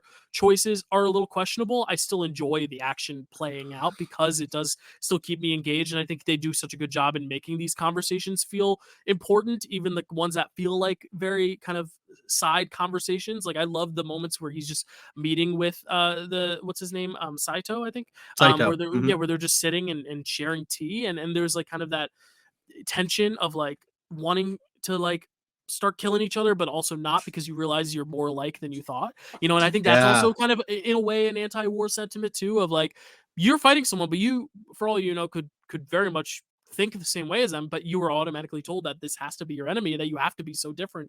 And I think that is kind of what aids in my perspective of the anti-war sentiment. But I do see both sides where it could be not anti-war enough, but also maybe a little bit muddled in its anti-war sentiments, or maybe it's just maybe not trying to be anti-war, but just ends up being a little anti-war too, just based on who we are as viewers trying to look for that, And I think that's also kind of how I feel about. Yeah, it's almost like it almost works as an anti-war film because we're able to spin it that way. But was it intended? Who knows? But also, I think it's interesting that we can take interpretations from it because it's it's in our hands now. We're covering it on the show, so we can make it however we want. It ultimately doesn't matter, what the filmmaker wanted, but we're looking at it different ways. Matt and I have seen it in kind of different ways, even though we share the same mindset on these types of films. Right. It's such a complex film in that way. And you both agree that the film is great. So I think, which is also cool to kind of speak to and where we all stand on it. Yeah. Absolutely. And I just because my one big thing was I was like, is this just so pro-British and anti-Japanese that it just doesn't show like all the perspectives and stuff like that? I think it does a pretty okay or good job at doing that, because it feels like from what I was reading, the only like big like Japanese like complaint about the movie was, hey, don't trash our engineers. Other than that, it doesn't make a mockery of the culture. It treats them as an enemy army without saying it's an enemy Japanese army in a way. Like it doesn't take digs at the culture, the way they speak, the way they act, the way they dress, their traditions, like maybe a film might. And I feel like like Saito is an actual character. You understand why he wants to do what he's doing. He has to be this guy because, he has to be the bad guy because they're his prisoners and they're trying to say, no, we will not do what you're saying. Our officers are not going to work unless we voluntarily say that they're going to work. And he's like, no, you do what I say or I'll shoot you. Like you're prisoners now. And I also love how there's the one kid who's coming in and then they're like, wait, can you actually kill someone? He's like, I don't know how to get in my head that killing someone is not a crime. Like it's just, to me, I've always been trained that it's a crime. And so I don't know how to do, I think I can do it, but maybe not. I don't know. We'll see when the time comes. And then the one time that he almost kills someone, there's a Japanese soldier that's killed. And then you get to see that he had like a rosary with a picture. And so it's like humanizing them, saying like, these are people too. Like they have loved ones and families and things like that. And, if you're going to look at like problematic stereotypes about Japanese culture, I wouldn't look at this film. I'd look at another film of the slate. Yeah. We're gonna talk about it. Yeah, I mean, it's hard to talk about this without talking about that, just like it was hard to talk about 12 Angry Men without talking about another film this late. It's just the nature of having two courtroom dramas and two Japanese war-based films, in the slate. But do we have any other thoughts on Bridge on the River Kwai? I didn't we have love the many whistling, notes. right? The whistling is pretty fun. It's a great. Oh, I meant to do the whoop boop boop boop boop boop boop boop, and when I was introducing the film, and I forgot. Yeah. I didn't have very many notes on this. I think it's a great film. From a craft standpoint, it's a masterpiece. There's just some parts of it that I just don't connect with as well as some of the other films in this slate. I'll also just throw out there that, and I don't know if this is a negative or not, it's a longer movie. I feel like it could be shorter because there are a lot of like drawn out sequences. Oh, and the fact that apparently the one scene with William Holden's character where he's like with a woman is she's only in the movie because apparently someone said this movie doesn't have enough white women, meaning 0. So they cast her in the movie briefly for that. It's but one more I white do... woman than in the last movie we talked about. True, that's true. That's true. Yeah, That's no, this true. this slate. I watch these in the order we present them in alphabetical order, and after this film, I was like, "Am I going to be able to find a best actress? Because this Right. is slim pickings." And then the next 3 films are like chock full of women. There you So I'm go. like, "All right, good." Yeah. So I mean, I don't want to say it even meanders because I think a lot of the times when it's like they're like invading, like they're they're putting the themselves in the camouflage to like go in the water. It's really kind of exciting, and you're just like, are they going to get caught? So there's a lot of that where it's kind of drawn out, but I'm not even sure if that's a bad thing. It's kind of cool, but then there's just I'm like they could have tightened it up, but I'm actually not even sure if they could have. I think they could have tightened it up. I don't. Yeah. I'm like you. I don't know if it's good or bad. How it was. I think there are some drawn out parts that were more interesting than other parts that were drawn out. And I think, so maybe they probably could have, but I don't think that there's glaring places where it's like this is what you do. So it's hard to knock it for it. But I think they probably could have tightened it up a little bit. Well, because it's not a dull watch either. Yeah, so. And a big part of the film is that they are literally building a bridge, which takes some time. So that also could be just the idea. Is like this is a very it's a I gotta be process. honest, I could have used more scenes of them building the bridge. Right? The bridge. That is probably the best bridge in cinema. Like that is. Oh yeah, there are a lot. That's a badass bridge. They love bridges in this movie because even when they're doing like the kind of vaudeville like dancing and stuff, there's like a little bridge thing that they have behind them on the. David on the Lean stage. likes to lean on them bridges because he loves them bridges. The only thing I'll say, my hugest complaint, I think I messaged you both this at the end before he falls on that dynamite. I wanted him to give us one. I have a bad feeling about this before he. I think I would have made if he had done that. It's getting 11 stars out of 10, and I am putting it as my number 1. If he had said that, that's not the right place though. The right place is when he looks down and sees the wire and says, "I have a bad feeling." That's like, what I thought too. Yep, true. Maybe he could have said it twice, or just that once before or after. He just needs to say it. But 20 years too early, I guess. Bridge on the River Kwai, a nominee for 8 awards, wins 7, wins all but 1, and it's arguably the more perplexing character in the film. But it wins 7, which is Best Picture, Best Director for David Lean, Best Actor for Alec Guinness, Best Adapted Screenplay, Best Scoring, Best Cinematography, Best Film Editing, and the one award it doesn't win, but it's nominated for Supporting Actor for Sesaway Hayakawa. Wins almost all the awards it's nominated for, which is kind of unheard of. So that is its place in Oscars history. Now let's go to another place named after my favorite quarterback's brother, Mr. Peyton Manning. We're going to be talking about Peyton Place.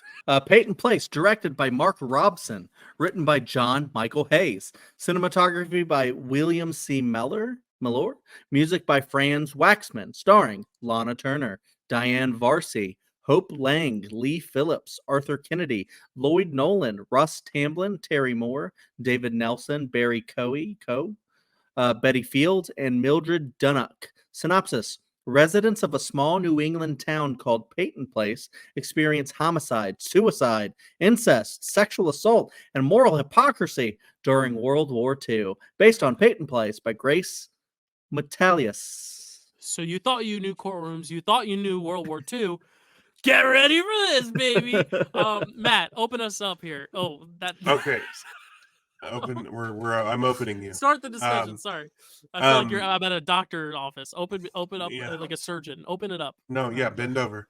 No, it's. I was thinking more like open heart surgery, but you do you.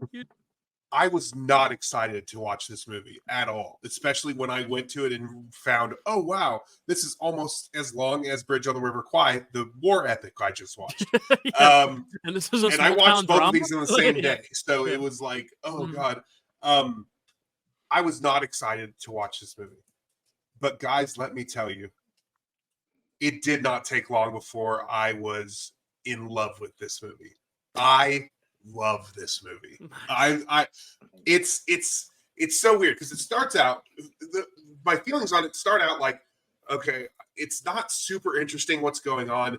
It feels like sometimes the way the score goes and the speech patterns feels like they're about to break into song, but it's not a musical, so that never happens. And so that's kind of how I'm feeling it when it's first starting. But then it starts getting into the story, and I start getting wrapped up in the story.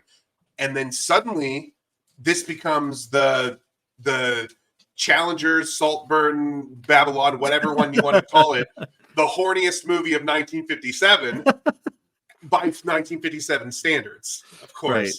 Where suddenly, like, they're talking about, like, they sending off for the same sex book and stuff like that. And Matt, was 12 sweaty gentlemen shaving in a very hot room? That wasn't horny enough for you?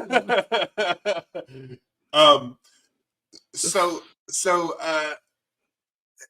it started, you get to that. I'm like, oh wow, this actually feels like ahead of its time, and it feels like, oh yeah, like there's something interesting about this that, like, wow, I'm sure that teenagers in 1957 probably felt the way these teenagers feel, but didn't have like movies to watch it. So I'm sure that this was like a place for these kids to go and see kind of themselves represented, which is really interesting because those feelings are kind of timeless. Like even if the way we address things like sexuality and stuff like that have changed, the idea of the taboo associated with it is still kind of there. And that if you're not teaching the teenager the right way to do it, they're going to go find it, or they're going to be ignorant, and you're going to have trouble. You're going to have problems. It's like the old Shakespeare thing of like, if you read a Shakespeare book, or at least Shakespeare comedy, you're going to find, a lot of sexist humor, a lot of dick jokes. Like that's just, it's always a thing. It's in certain phases, it becomes more or less taboo depending on what decade you're looking at. Right. And I think it's interesting watching something like Pleasantville, for example, which like very much addresses this idea of like the 50s are this time where everyone's very kind of small town, very happy-go-lucky. We're not doing anything bad. We're all cheers. We're drinking milkshakes. We don't know what alcohol tastes like. We're not having sex. We're just necking and we're pecking on the cheek. And that's kind of the idea of like the idea that the 50s kind of paints this picture where everyone's so innocent, but it's the same shit people do every decade. It's human nature. It's not like there was a shift where it's like now all of a sudden people are, no, people are born every year. As Chad said, we have births and deaths every year. People are making babies. They're fucking. They say that thing where like every decade has similar habits. It's just society looks poorly or negatively on them depending on what phase in the history of time you're at. Which is why I think, like you said, this is so important to be like that example of, hey, no, like we get you, we see you. Media won't always reflect the truth, but like you're kids, you're people, you're growing up, you're adolescents. And before I continue on with my feelings on this, I do need to mention that I fucked up my own joke. That I had in here that I had written down. I didn't remember I had it written down because I was just off the cuff when I said it. But the note I have here is adjusting for inflation. This is the Challengers or Saltburn of its year. So the adjusting for inflation was the little joke. Yes, so just a little bit more a few decades inflation. Back, yeah. I see. Okay, I went over my head. Before I get the rest of your thoughts, though, I just want to open up, Chad. What were your thoughts? Just blanket thoughts. Did you like this one? This is a crazy fucking movie for a 1950s movie that I was not expecting. And then when you guys were talking about this, and then I found out that it was a very big inspiration for one of my favorite shows. Yeah, it's the main Twin inspiration. Peaks. Yeah. That I was like, okay, I need to see what the hell they're talking about. I watched this movie and I got so much Twin Peaks vibes that I was just like, I knew within like the first like 10, 15 minutes of watching it that this was going to be my thing. And so, yeah, I loved it as well. Cool. We're all fans. Yay. Yeah. It's weird. It's so weird, but it's like in like the kind of backdrop of the 1950s suburbs, which, I love movies where they have a movie that you could feel would be like Matt was thinking it was going to be one of the most boring slogs of a movie that you could watch. Yeah. And then you find out like this might be one of the most interesting movies of the entire slate because it's so watchable. You just want to see what these people are going to go through, what's going to happen next. because like someone gets like legit sexually assaulted in this, and I'm not saying that's fun to watch at all. No, But it's By a just the parent, fact too, that which is just even more extreme than. right. I mean, not Well, to say and any it's more just- sexual assault's worse than another, but like I was just gonna that makes it even worse. I was just gonna I say think. like the fact, the step parent, right? A little or the harder to parent. watch, I should say. Yeah. You know. But it's the I- fact that it just goes there, and it's so crazy for a 1950s movie, and the fact that because of the Hays Code, they had to tamper it down even more from what the book was. In fact, the writer was like, "It's too tame." Then I'm like, Mhm. "This movie's crazy as hell. Like tame? I don't Well, know." I like how Chad said it goes there because I've never seen Twin Peaks, but the one that I thought of when watching this is Degrassi, and the tagline for Yeah. Degrassi was "It goes there." Crazy ass So kids, right. but it's that idea of like, like it seems crazy and very like melodramatic, and I think also because it's a movie, so like you're cramming a lot into what is still a short amount of time. 3 hours is still a short amount of time in a day, let's say, as opposed to like a series, which is more drawn out. But it's like one of those things where it's like, though just so much happens, but it's also still very real and authentic. And like it doesn't feel like it's not fantasy, it is real, which I think is important. And now this is a very tonally different movie than like Degrassi is as a show, but honestly, one of my biggest complaints is that I almost think it might have been served better as a show to like kind of just really let all There this is a show called Peyton Place Whoa! Well, what do we in the what do we know? 60s. So there we go. So someone must have been watching into my lens and been like, we could really elongate these storylines. Like that way, And there's that way everyone also gets their full, Twin Peaks, and the fact that you brought up fantasy, that's what David Lynch did. He took Peyton Place and like, let's add some fantasy and supernatural. People are probably looking at me like I'm an idiot out there because I didn't know that. No, So that's no, cool. not at all. That's awesome. No, Matt, it's continue. tonally it's different from Twin Peaks as well, but it's very similar. Like there is a similar it's purpose. basically something's basically a fantasy version of this, which is really interesting. So with the sex stuff, I'm already like in. I'm like, okay, so I get what's happening. Yeah. Like, and especially because I grew up during like in a Christian play in the 90s. I was heavily religious. I'm in Oklahoma, so everybody around me is religious. So purity culture is like a huge thing around when I'm growing up. And so seeing this, number one, I was like, that's amazing because as I already mentioned, like there are kids who needed to watch that because they didn't get that information, like or because they were not shown on screen, in that way. So that, but also like it almost feels subversive. It would not feel subversive today. It feels subversive for then. Like there's an abortion in 1957 in this movie. Yes. And they so, paint it as a miscarriage, though, right? They lie and call it a miscarriage. Oh, that's Yes. right. Well, that's right. Because he said officially he said we're gonna call this a miscarriage, but officially it's gonna be an appendectomy or whatever. So he was telling the nurse, if anybody asks, her pregnancy was a miscarriage. What I did here was an appendectomy. Like, so they did an abortion, right? And then he said we're gonna lie and call this a miscarriage. He even said it in court later when he admitted to lying about it. So that's happening. And the reason that I'm so into the whole thing of like with this movie, that the kids are like getting their information and that they're talking about it openly.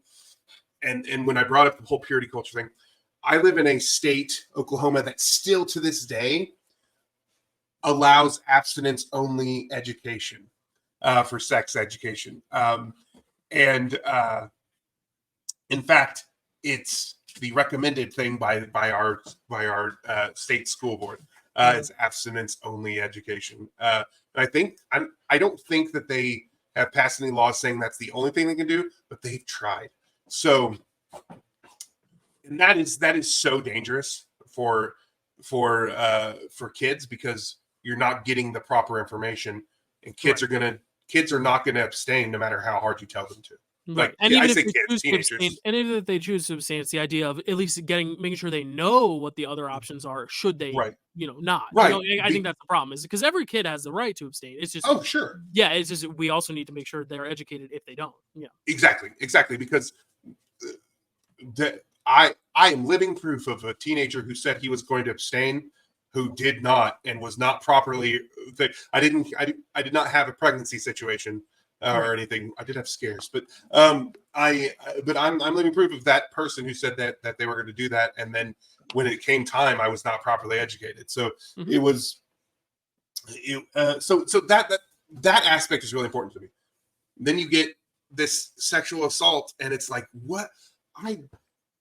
How many turns is this movie going to take? I didn't even know that this was not even like the big turns yet. Like by this point, I'm like, whoa, this movie's going places. Right. Then the war happens. A bunch of kids go out and die. Like World War II starts. Bunch of kids go die.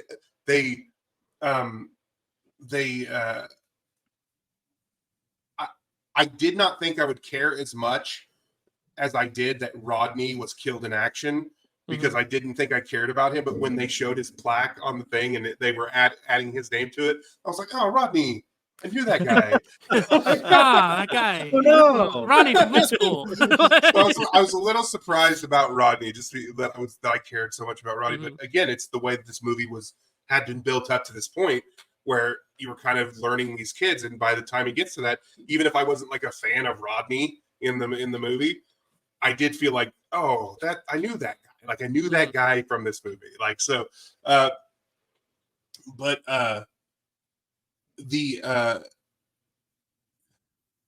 so then when they get to like that the whole murder, that was a shock to me, and then it goes into this courtroom drama, which I think it's just such a compelling.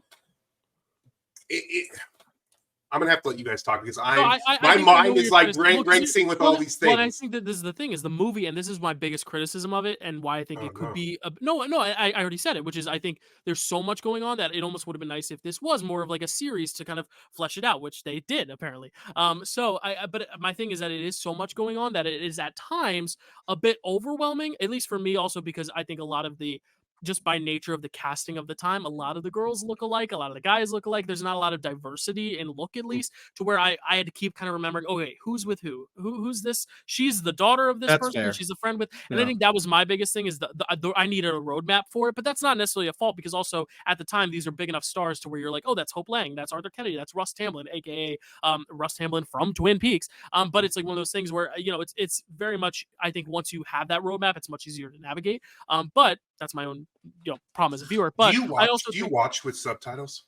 I do.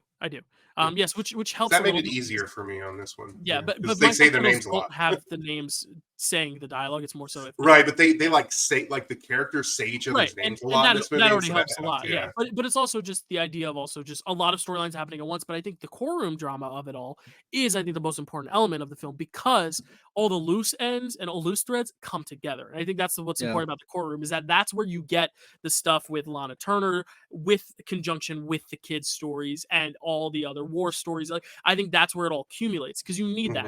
If not, it just would have almost felt like an anthology film that's loosely connected.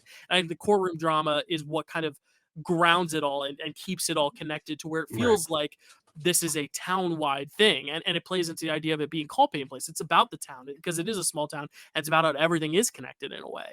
Maybe not a supernatural way, but a way that feels like everyone's involved in some way, shape, or form, which is where, like, I was waiting for it to finally kind of culminate, and I think they did it in a successful way. Because until then, I was kind of like, where's this all going? I almost feel like it's too much to keep up with. It was almost overload. But then I feel like that was a very smart decision in trying to like rein it in and kind of end in a way that every single kind of through line had its final conclusion, which I think is important, and that's why I think that it is overwhelming to talk about, because there's so much. Sorry, Chad. I'll let you talk. Sorry, go ahead. No, I just real quick before Chad, I just want to say that I agree about how it culminates, and that's kind of where I was going with it, is that it kind of all culminates into the thing, but it does get overwhelming to talk about. I will say that the thing that you were saying was like a criticism, how it kind of does the thing. The twists and turns that kind of kept me engaged and kept me emotional, like kept evoking a different emotions in me throughout, kept the runtime out of my mind. And it does help to me. To me, those things were actually positives, especially because every time there was a twist, I was like, "What is this movie doing? I love it." But yeah. So Chad, I would love to hear some of your thoughts. Yeah, no worries. I've loved hearing your guys' thoughts as well because we're all kind of loving on this weird ass movie that I just because you watch a lot of like movies from the 1950s and a lot of them like if before you start watching classics you'll get like an idea in your mind of like they're different, they're really different, and then you watch them and you realize some of them not as different as I thought, but then this one I'm like this one really goes for it like harder than I've ever really seen like a classic movie do. And I think it's just commendable for that. It builds a world like Dylan saying it's so overwhelming. It builds a world that I kind of want to live in and see like all the aspects of it. It's kind of the same exact thing as what David Lynch did with Twin Peaks. And that show has 3 seasons in a movie, and then Peyton Place has like I don't know how many seasons in a movie and a book. And the movie came first, right? This is before the book series? came first. Oh, book came first. Book came first, movie, then TV show. Gotcha. Book was in 1956, movie 1957, and the show was in the 60s. I think from 64 to 69. I bought the book on audiobook. I'm gonna read the book. I'm probably gonna buy the movie on Movies Anywhere and watch that a lot, and then watch the show. The same as Twin Peaks. I want to dive more into that as well. I've seen everything Twin Peaks, but I don't know. I love type of stuff like this for the world building. I love how crazy it gets, but also just how like weird all the characters are. Like especially I forget her name, but her little brother who goes and like gets a big ass watermelon and he just like sitting there eating that bad boy up, and then later you see he's like passed out from like the watermelon. I love stuff like that where it has like nothing really to do with the plot of the movie. It's just it adds to the this character stuff and that style, happens tone, in Peyton Place, and they're building the world of Peyton Place, and then crazy stuff happens, and you also can see like the character dynamics in Peyton Place where you have like the poorer people who are having all of these crazy like incest stuff happening, and the mother then because of that committing suicide in the rich person's house because the rich person neglected that was the moment that I had the Matt reaction of, what? Because I didn't even mention it. Man, I was not prepared even as the movie was making all its twists and turns. I was like I thought they showed it like you see Is the body hanging? Yep. Who is that? It what? Was in the daughter's closet. It's like, oh my god, this is that was and then like you see the sexual assault. Well, I mean, you don't see it, but then and then it cuts to like him chasing her through the woods, and that's really crazy and harrowing. But like you're just like there for like it being so extra, and then she fucking kills the guy and hides the body. And I'm just like, this movie is insane. With the little brother, with the kid. It was his idea. Yeah.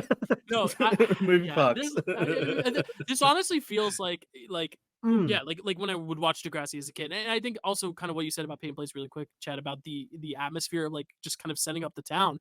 I think Peyton Place is a character in this film as Degrassi is a character in Degrassi, as Twin Peaks, I imagine, is a character in Twin Peaks. And I think that's kind of the crux of what you were trying to say. Yeah. Yeah. And real quick, I just wanted to also kind of liken this because when you were talking about all of these like loose threads coming together into a culmination of the court trial, it kind of feels like another movie that is super underrated, Wet Hot American Summer. That is just a lot of like these loose threads and stuff.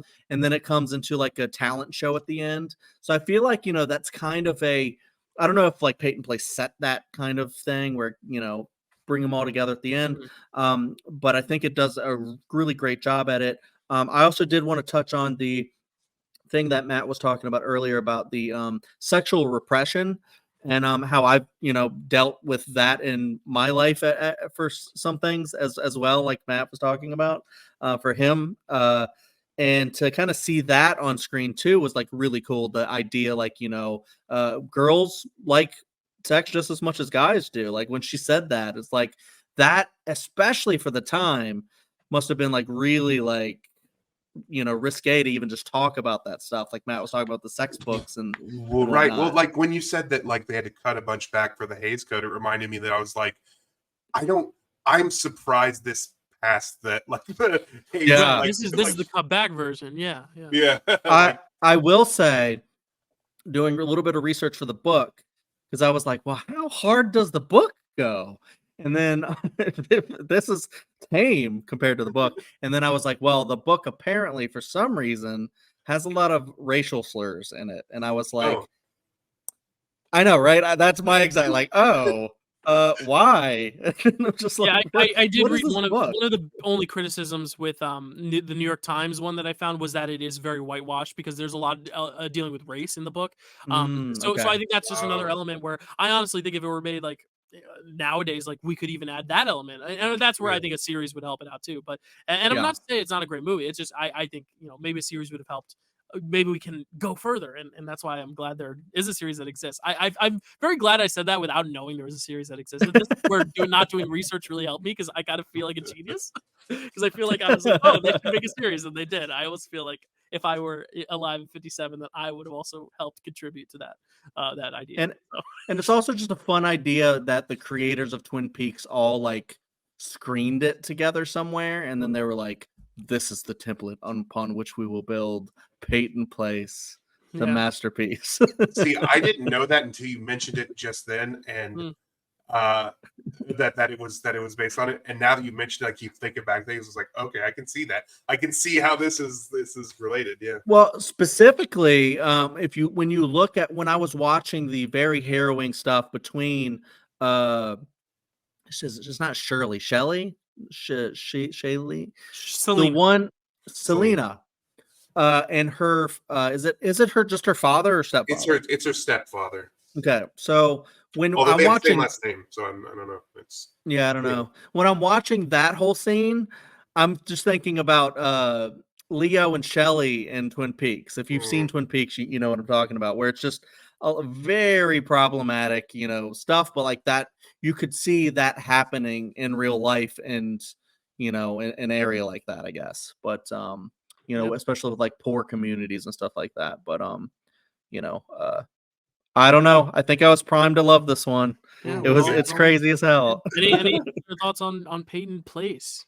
No, I really love this movie, so that's really it. Well, sadly, the Oscars loved it because they nominated for a lot, but it didn't win any. And as we said, it did set the record at the time for the most nominations without a win with 9 nominations. It was nominated for Best Picture, Best Director for Mark Robson, Best Actress for Lana Turner, Supporting Actor for Arthur Kennedy, and Supporting Actor for Russ Tamblyn, and Supporting Actress for Hope Lang, and Supporting Actress for Diane Varsi. So 5 acting nominations, which is unheard of.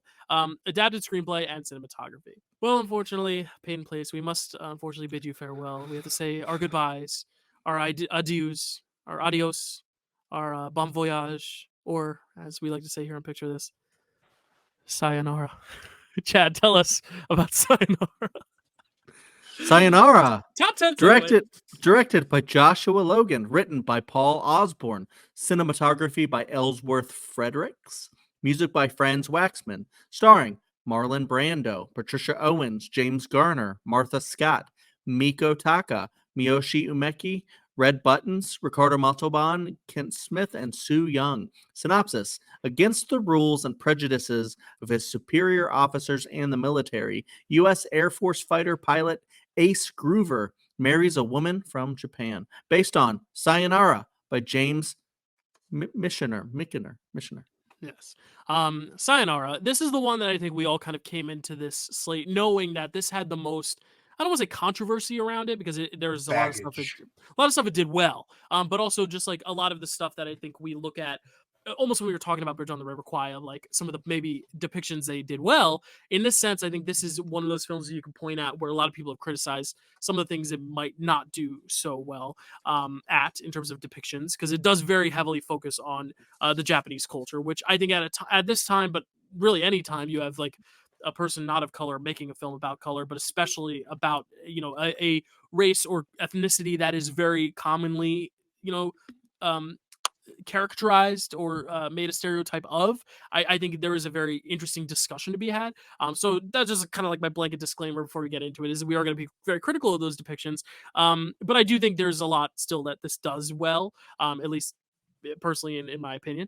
I know you all might disagree, but I do think there's a very nuanced discussion to be had. But where do we want to open this? Where do we I'd like the good to and the bad? actually talk about that for a second. Yeah. I feel, and I've always felt this way, that that when something has this kind of baggage, culturally or whatever, has this kind of baggage, that we owe it to talk about it. We should absolutely talk about it. I also kind of feel like there's like the discussion when talking about it should include, because a lot of times people want to gloss over it, and that's why I say it needs to be part of the discussion. I also think that if anything good came out of it, like that should be part of the discussion. That should not necessarily excuse it, but it should talk about it. So this film is actually often credited for softening anti-Japanese sentiments in America, because after World War II, there was a lot of anti-Japanese feelings. Hence what we've seen in River Kwai. Yeah, right. As an example. So this film is credited with softening the view of the Japanese people in America, which is absolutely a good thing. However, it's also often criticized for the way it depicts the women in Japanese culture. Ricardo Montalban. Here's the thing. He is a person of color. He's People not of color Japanese. I know he's not Japanese. People of color had to take the jobs they were given at certain points. It's why so many Hispanic people play Native Americans in early movies, and all the way up to like the 90s, and probably even after that. Like so, Hispanic people playing Native Americans, or this playing was not Italians. necessarily unheard of. It's not unheard of. Yeah, because of the state of so their when it comes to this, like people being seen. Yeah, he's a person of he's a Latino man and a Mexican American, and they would basically, if they need, like, they would cast Mexican Americans as people of other colors in movies. So on that front, I don't necessarily blame him for taking the role. No. I do a little bit blame him for the depiction he gave, because he definitely he really laid into those changing those R's into L's and stuff like that. Like he really leaned into a lot of that. This is not the last time he would play an Asian character. I mean, I don't know how many times he did, but Khan was supposed to be an Asian character as well. Right. And so like it's Ricardo Montalban is a really great actor, and it sucks that Hollywood had to cast their characters that way, especially Latino actors. If they wanted to work, had to play Native Americans basically, or whatever other thing. So I do understand it on that front. However, it's so blatantly offensive. Like it's hard to even say for the time. Yeah, well, and I think it's important to also say that it's not just, I mean, that is the worst version of it in this film, but just, I think, reducing, even, I think there's even something to be said about the good portrayal it's trying to show of, like, this is how they are, this is their life, this is why they shouldn't be hated and feared.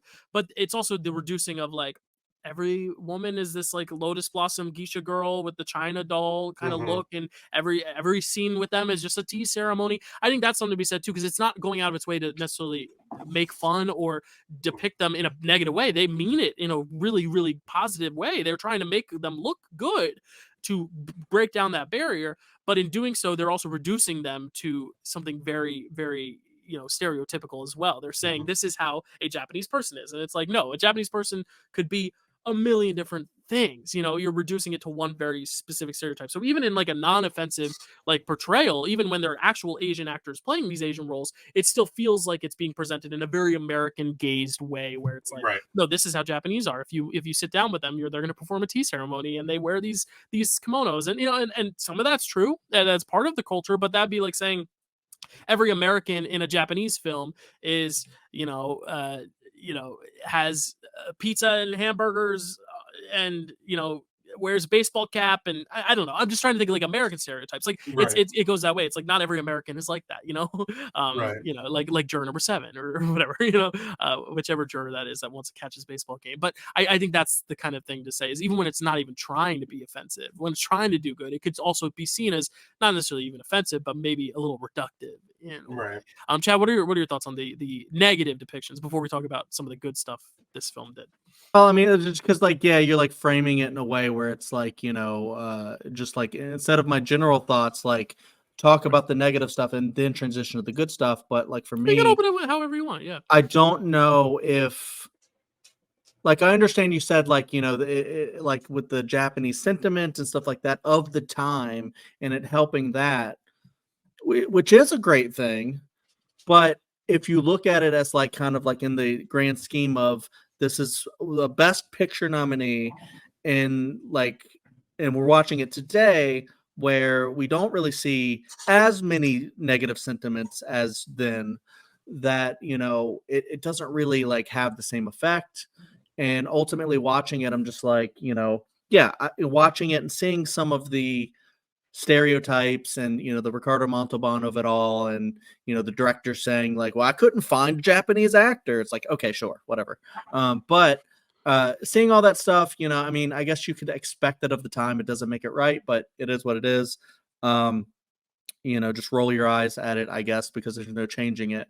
I don't know, I just don't really know if this movie is that interesting. Like it's like a love story, but it's like one where it's like you guys I think were saying, or maybe this was just in my head, like it's a couple white people going to Japan, marrying or trying to marry Japanese women. It's like saying, look, they aren't all bad, or something like that, like and it's just like we talk about like the white savior trope and things like that, and this feels kind of like that a little bit, where it's like white people propping up people of color and stuff. And there is some interesting stuff where you do have the double suicide, which was a crazy like out of nowhere thing for me, but then you kind of realize all the pressure that they were up against, and you got the whole idea of Japanese women like wanting to like change their eye shape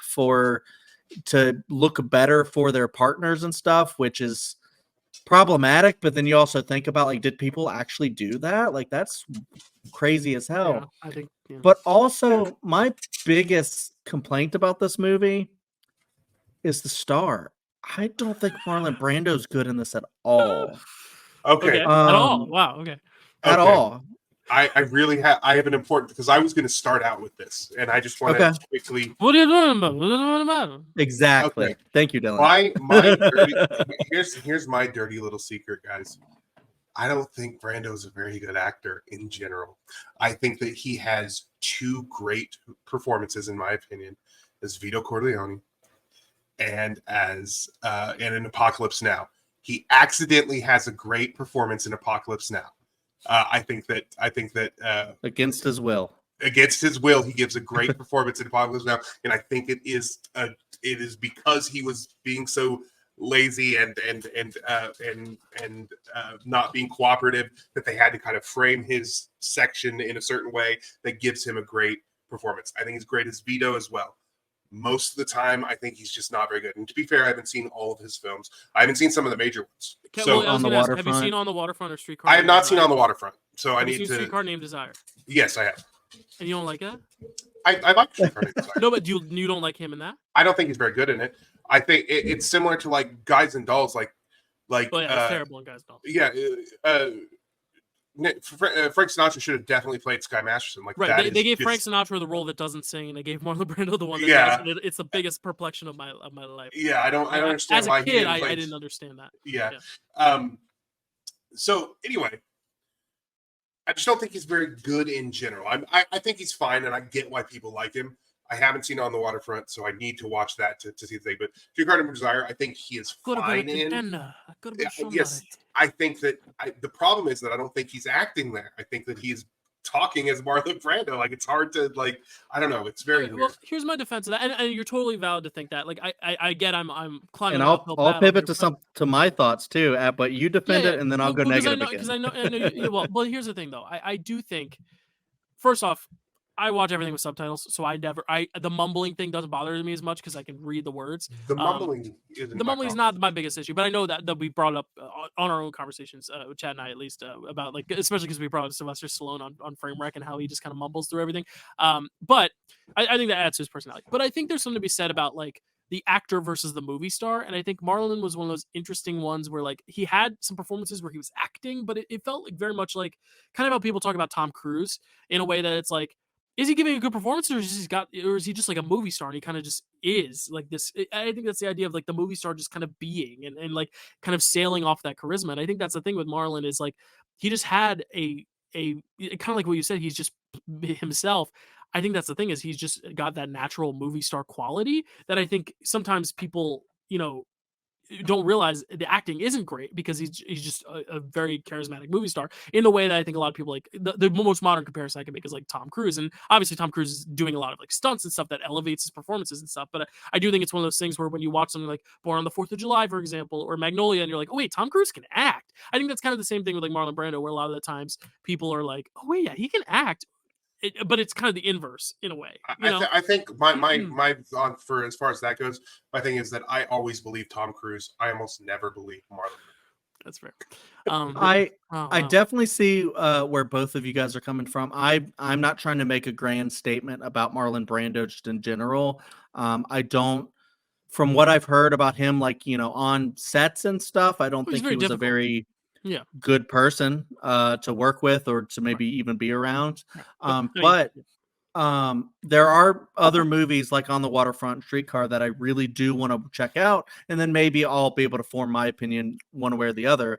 I do like him. Exactly. I do like him a lot in The Godfather, but it is also where the voice he does in that is still kind of annoying. And in this, it's really bad.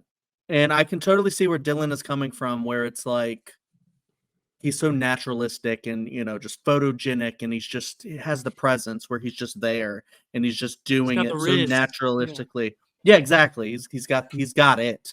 But so I agree that he is that way even in this movie. But I don't understand. I understand like the choice that he wanted to do with the accent, like being kind of just a good country boy, from the South and stuff. And then the director, what I'm saying is I understand where he was trying to go with it.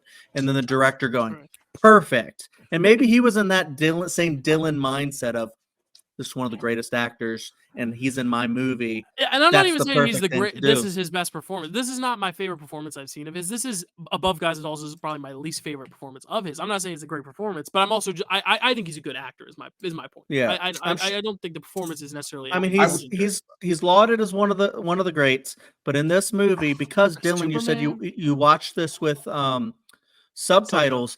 I wanted to desperately to watch this with subtitles because of Marlon Brando, but I watched it on like Tubi and there were no subtitles. Oh yeah. Oh, you watched it with ads? Did you watch it with ads too? Yeah, I couldn't find a version with subtitles. But just watching him struggle through this and I'm just like, what the fuck are you saying right now, dude? I can't get into your character or any of the story because of this. I would like to address his accent real quick, because the face I was making was not at what you were saying, Chad. I think you're spot on. He agrees. That he mumbled into an accent, and the director was like, "Brando." But here's the thing: I don't know where he's supposed to be from.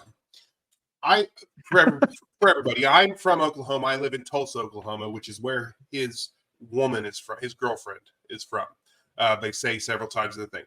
And it seems like he lives there. So I'm like, okay, is he from Tulsa? Is he from Oklahoma? Because he doesn't sound like someone from Oklahoma. And I can tell you that 15 minutes into the movie, James Garner, who is from Oklahoma, comes on screen and sounds nothing like him. So I'm like, okay, it's definitely not an Oklahoma accent. I could tell you just from living in Oklahoma. So I'm like, where's it from? It kind of sounds vaguely Cajun, but also like other parts of the South, and it changes a little bit as he's going along. And later in the movie, they do address that. Someone's like, "Where are you from?" And he's like, "I'm from everywhere." and so it's like And okay, nowhere. so it's like okay, they're trying to make up like that feels like a line that was added to explain why his accent is bad. He's got Riz, I agree, in other things. I don't feel it in this at all. Like even between, like I don't believe him when he's kind of mumbling his way through. I don't like his face is doing nothing for me, and especially when you put him next to Red Buttons, who is a comedian but is acting circles around Brando in this movie. Yeah, can I comment on that real quick? Yeah, I think the reason why this film doesn't work as much as it could and should, because I will say right now, I think why this film is important is why it is good to me over the badness making it bad to me is because this is the first big depiction of an interracial marriage on film. And I think that is so important and so vital and paved the way, regardless of how well those stereotypes are conveyed. It showed a white person marrying an Asian person, which was huge. And I think that is something that we need to celebrate about this film. Not we, but like I really want to champion about this film is because, and I know other films have done it better. And that's the thing is I think it's done it better. The problem is the relationship they picked is not the more interesting relationship of the film. The relationship between Joe and Katsumi is very much that relationship. And I think the reason why I enjoy this film is because they are so in love. And I think that kind of when Chad was saying earlier about like, it's just, you're just marrying these, like it solely exists to show these white guys marrying these Asian girls. But with Joe Kelly and with Katsumi Kelly, with Miyoshi Umeki and Red Button's characters, you believe the love. They have love for one another. There is love there. Like you said, he's a comedian, but there's a genuine love. And there's a reason they're the two who won the Oscars for it. Mm-hmm. And I should also say, Miyoshi Umeki, the first Asian woman to win an Oscar, also huge. But the idea that they are so in love, that's what makes it for me, because I'm like, wow, like at the time 1957, in the same year, the movie that wins Best Picture is about how the Japanese are evil. And that obviously is set in context of World War II, but in the same year, we're getting a movie where you're shown a perfectly normal, loving relationship. The problem is they spend too much time focusing on the other relationship, which also is meant to give the same effect of, look, white and Asian people marrying each other, great. But I do agree in the fact that they don't have as much chemistry, because I think Marlon Brando is also an actor who's a very singular actor. He doesn't play off of others as well. That's why he works so well as Vito Corleone, because everyone kind of looks up to him. He's almost kind of this aura, and everyone is kind of around him. He is very centralized. I think that's why that works so well as Vito Corleone, and doesn't work as well here, is because here he actually has to communicate. He has to act with someone else. And I think he's much better when he could deliver stuff on his own, which again, maybe not the signs of a great actor, but very much of that movie star idea. But I think really the side romance is what really sells the theme to me and really makes it feel important to me, where I do see all the criticisms. Marlon Brando's performance is not the best. It's not, and I agree. But and I don't think they have the greatest chemistry, and I don't buy their romance as much. But I think the fact that this movie exists to show that romance is why I am still kind of defending it in a way, because I really do think that is so vital and so important. And I think it did really help people who were either struggling to come out that they were in an interracial marriage, or wanting to pursue one, or never thinking they could pursue one. It's the same way of, like showing black athletes, in sports. It's like it opens the doors. And I think it could have been done more tastefully, but for 1957 to just have a story about an interracial marriage, I think is the reason why I do think it's so important, and I do like it. And also I think just structurally it's not very well paced either. Like I think there's a lot of things about the filmmaking and the actual translation of it that doesn't work, but I think the overall very, very construct of it is so important. But Chad, I know you're well, I just wanted to say, because you really pitched a great reason for why this film is important in cinema, but then I think you also pitched a really good reason for why maybe it shouldn't be. Well, you didn't say this. I'm saying this. Shouldn't be a Best Picture nominee because of everything else in the movie that structurally doesn't work. Where you said, and I think correctly, that we should probably cut out all of the Marlon Brando stuff entirely and just focus on that one relationship that actually works. Make it not the side romance, but the main romance. Yeah, well, I think the issue with that is have the movie. Well, just 1 second. Just have the movie be focused on them and their persecution by the military and just the anti-Japanese sentiments, just like how we have that movie Loving that came I was going to out. bring up Loving is great. That was just about this black and white interracial couple that wants to exist, and they can't because of everything else.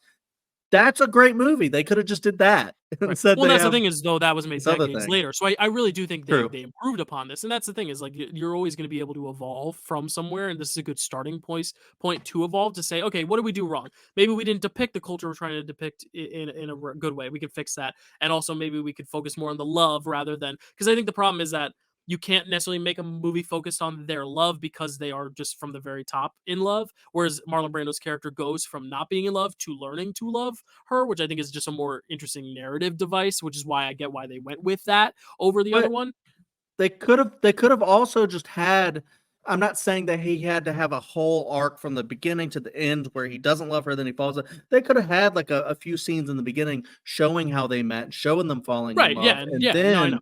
focus on why they can't be together. But I and see then why the they ultimate- prioritize the other storyline, because there is that arc of him first not liking the Japanese and then learning to like them. But then that kind of becomes the white savory thing of like, learning how to like black people by spending time with them type deal. But I do agree. Yeah. I think we could all agree the side romance is the much more engaging best romance part. and the more Yeah. believable romance, which I think is one of those things where we're like, I wish I could just watch them. Though I do understand why they're showing this Ace storyline, because he's the one who goes. It's there's more of an arc to go with that character, even though I think we all agreed the side plot is the better one. But yeah, I just wanted to mention that just because I started with my negatives doesn't mean I didn't find any value in this movie. Like right.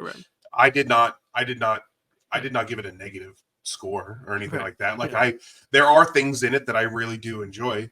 As I said, Red Buttons was great. His story was really, really good.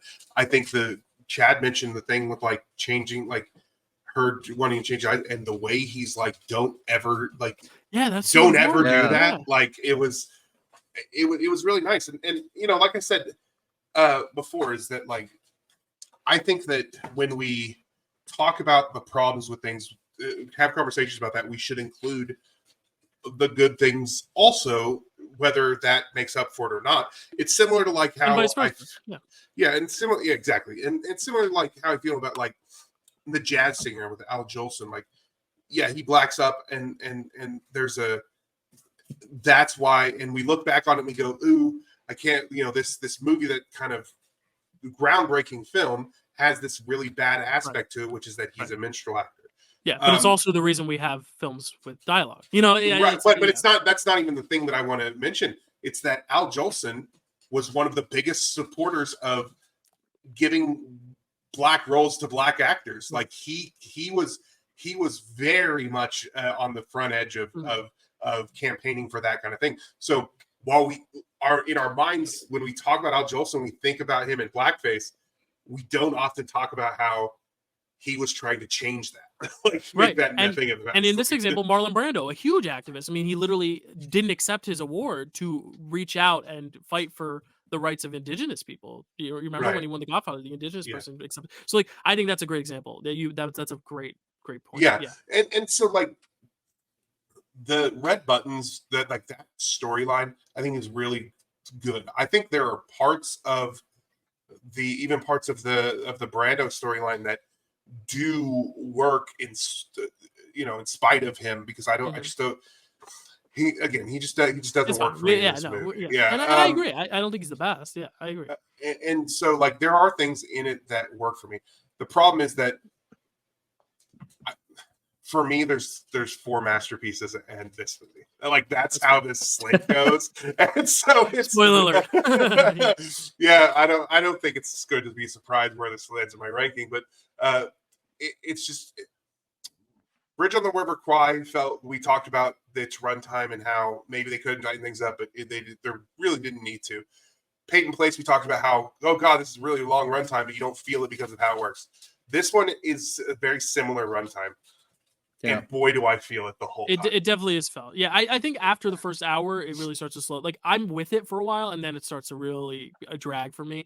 But again, I also think it's really well shot to where I'm like still in awe of the images. Like it's a very conflicting film in a lot of ways. In the race depictions, in the theming, in the pacing, in the cinematography. Like I think every element has its ups and downs, which is very interesting that you don't see with, especially like you said, in context of other films that are a little bit more cut and dry. You know.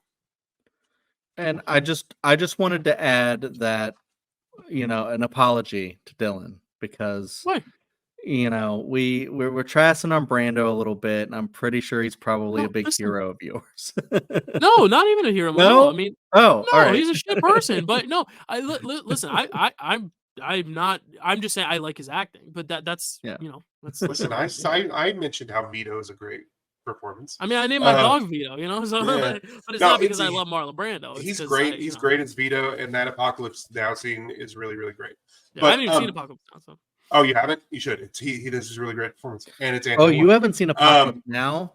No. All right, I I've got seen a trigger, Apocalypse Now, trigger- then later. He hasn't I ever. got a He hasn't seen trigger it any warning time. for you. Yeah, I don't really have anything else to say about this That's movie. fine. And again, like I'm also not like this is not a 5-star film for me, but I do think I think what it did well is really important, and what it didn't do well is really important. And I think it's just important to talk about both of them, which is why we did, and it's an interesting discussion. But we are going to say sayonara to this discussion. Also, awesome last line. Am I wrong? No. I feel like It's I very know it was Chinatown. based- I love it. I know it's based on a book. Yeah, it is very Chinatown, but it's almost like they wrote the movie just to have that last line, but they just didn't do a good job at the rest of the movie. And then I'm like, I just think it's such a good because it's coming. is, When though, he's about, yeah. he takes like brief pause and he kind of like looks up and does the Flynn Rider smolder and he just says sayonara. I'm just like, yeah, it works. I don't know. I like it. Sayonara, nominated for 10 Oscars, wins 4. Wins for Best Supporting Actor for Red Buttons, and wins the first ever Asian actress to win an acting award, Supporting Actress for Miyoshi Umeki. Also gets an award for sound recording and art direction. It's also nominated for picture, director for Joshua Logan, who also directed South Pacific, which I know Matt and I are very fond of, which is also dealing with interracial relationships, which is very interesting.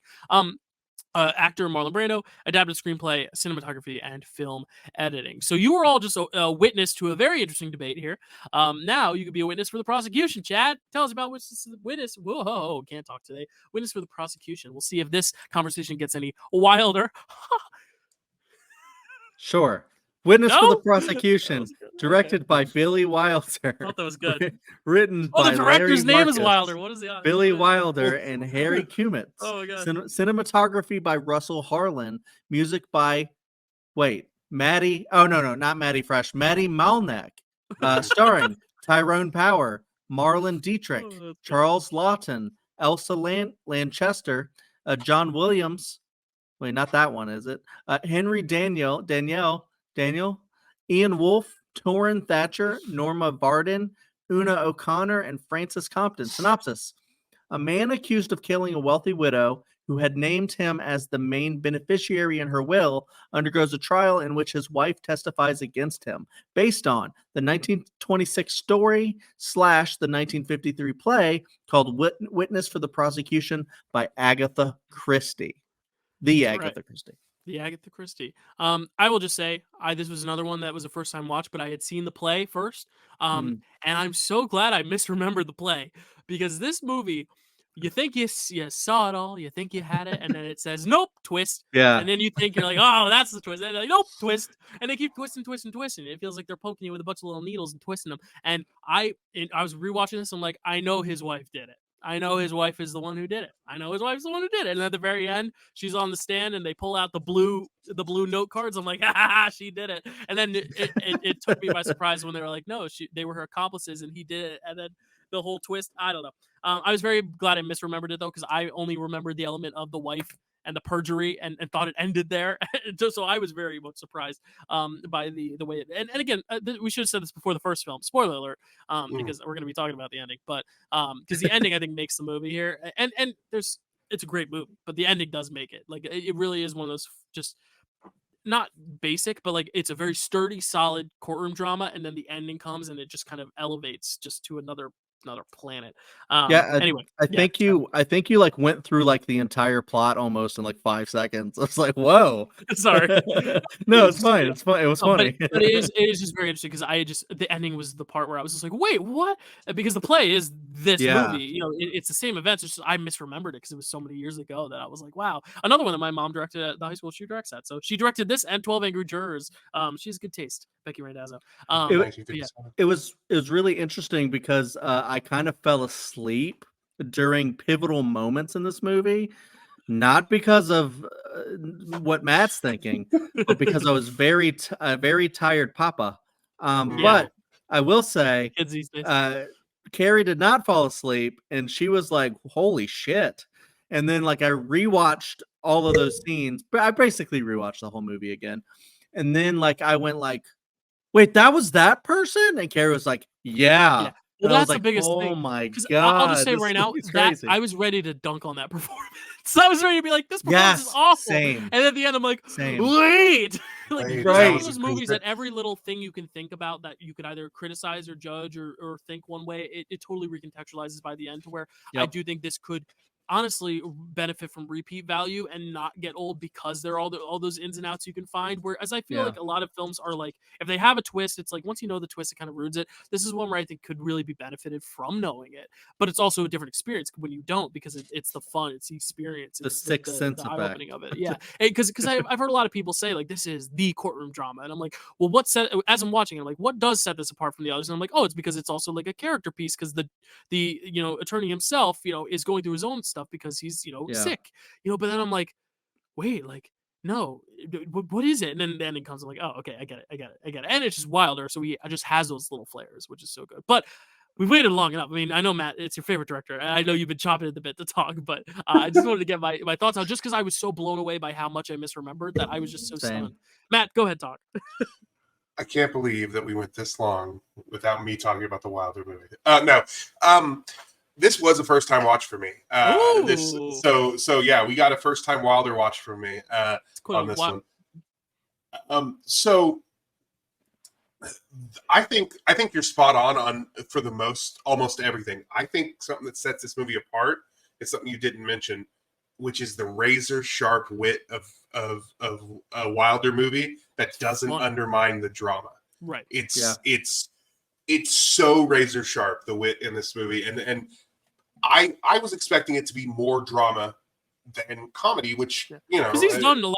He's done both sides, and I thought it might be closer to a Sunset Boulevard. So when I start watching it, and Charles Lawton is just hamming it He's amazing, so funny in those first scenes throughout the whole movie, but in that first, like his first scenes in this movie, it's just like I'm like, okay, so maybe this is like the comic relief, and we're about to and what's funny is like, okay, so maybe Charles Lawton is the comic relief. And then they're going to bring in another lawyer to be his lawyer, and that's going to be the drama. And they bring someone else in, and then he's like, "No, you're not doing it. I'm doing it." And I was like, "Oh, so this is a comedy," and it is. It's a black comedy, but it also has a lot of really great drama that really, really works. Yeah. The performance of Jesus, I just forgot his name. The performance of the accused, Tyrone Power, yes, is so good because, especially in retrospect, knowing what happens. Exactly. Because this is not. I mean, it's very similar to 12 Angry Men, where you want him to be innocent, but it's not the same thing. Like you want in 12 Angry Men, they make you feel that empathy at the beginning, but then you don't know anything about him, and you're like, who knows? Maybe it's this.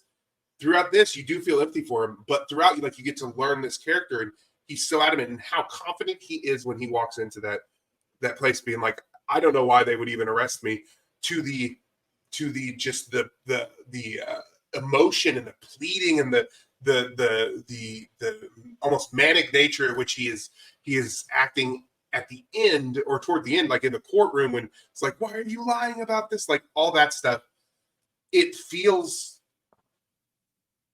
when you get to that twist, it's like, honestly, I don't think I could have suspected it. Like, right, because he's so convincing. Yes, he's so convincing. Like, there was part of me at first where I was like, it's probably going to be, like we're going to find out it's going to be him, and that's going to be the big twist. But as I'm going through the movie, it's like I'm just like, it can't be him. So who is it? Because a movie like this, it's building to something. You're the whole time you're like, it can't be as straightforward as he did or didn't do it. Like, there's got to be a twist, and that's why whenever they do cut to the wife, like that was a red herring, because she is guilty in a way because she planned this thing. It's still perjury and all that, but it's not the final kicker, which I think is the most important thing. And because you're searching the whole time, you're like, okay, is the twist that he is guilty after all? Is the twist that this guy's gonna die before his final statement because he has a heart attack? Is it the twist that it's really just cocoa in the thermos? Oh, it is just cocoa in the thermos. That was a joke.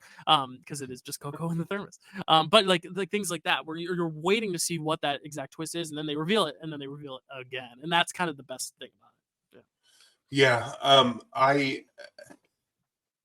I was like you, not from like I was remembering it, but I was like the whole time I was like, it's the wife, like it's got to be the wife. And so like as it's building up to that, I'm not surprised when the whole thing happens but I did believe her after the trial, after he's found not guilty, and like it seems like she's just like, I was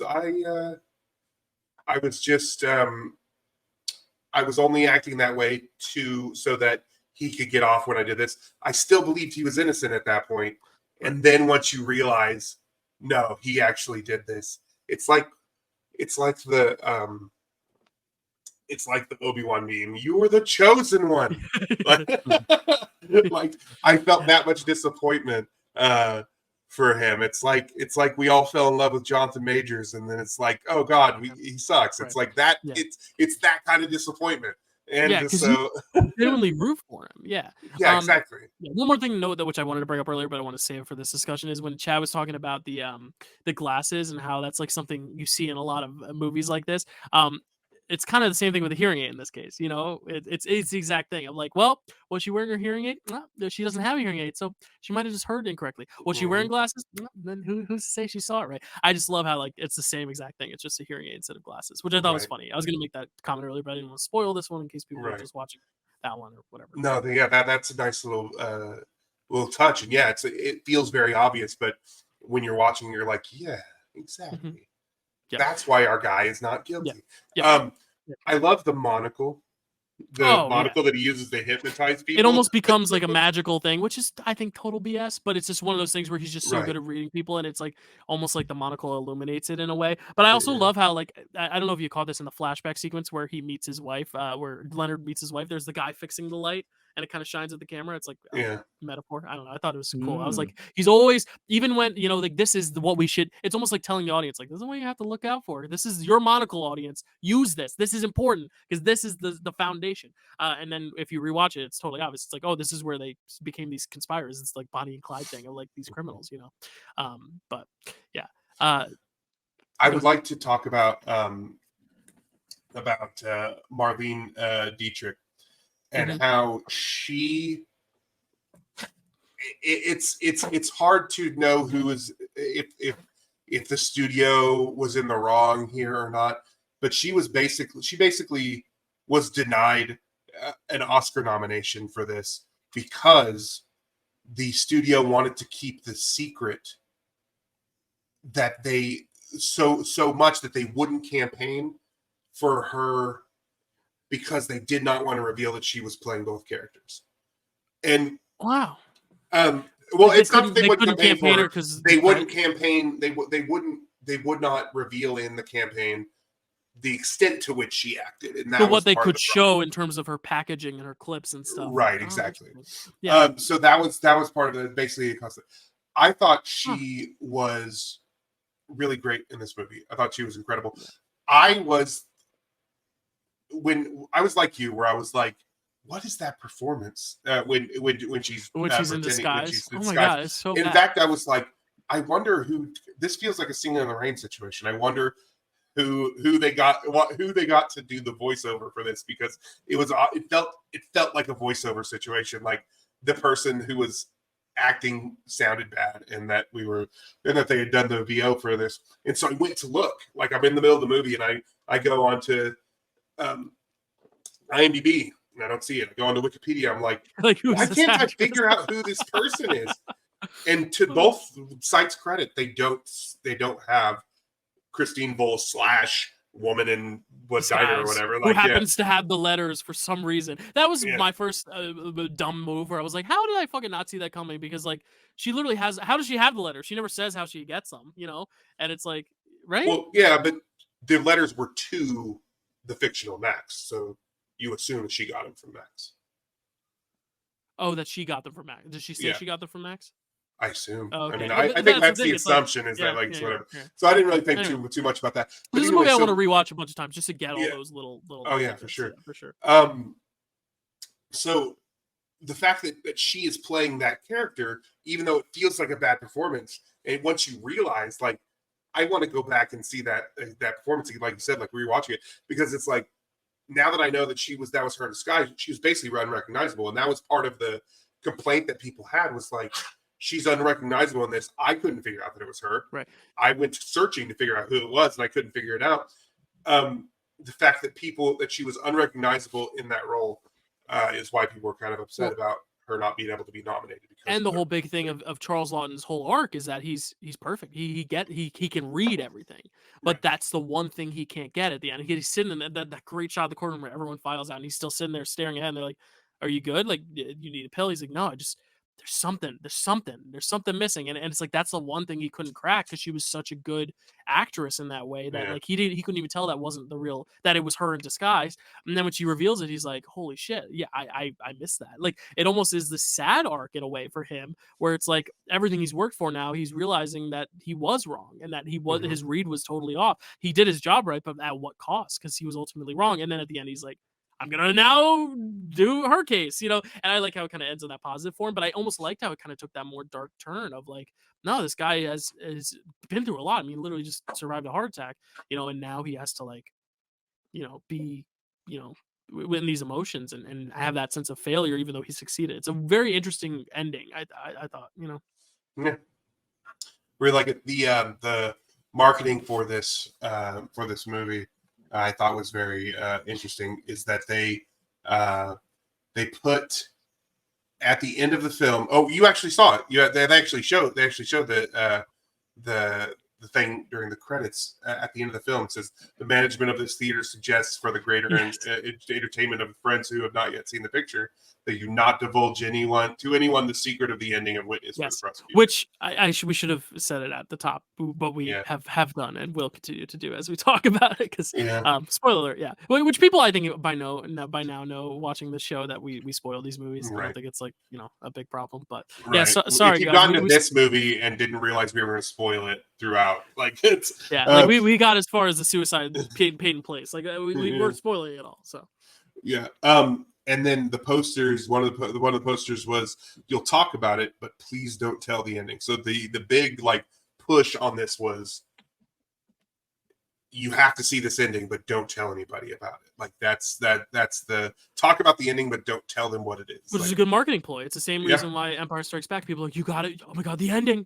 It's 6 sets. The ending. Like, if you just tell people the ending is so cool, like, they're gonna want to see it. It's a great marketing. And for the film itself to hype it up and actually stick the landing is important, because sometimes they hype up the ending and it's like, all right, okay, that was it, But I think they do a good job hyping this up. So cool. Anything else? Cool.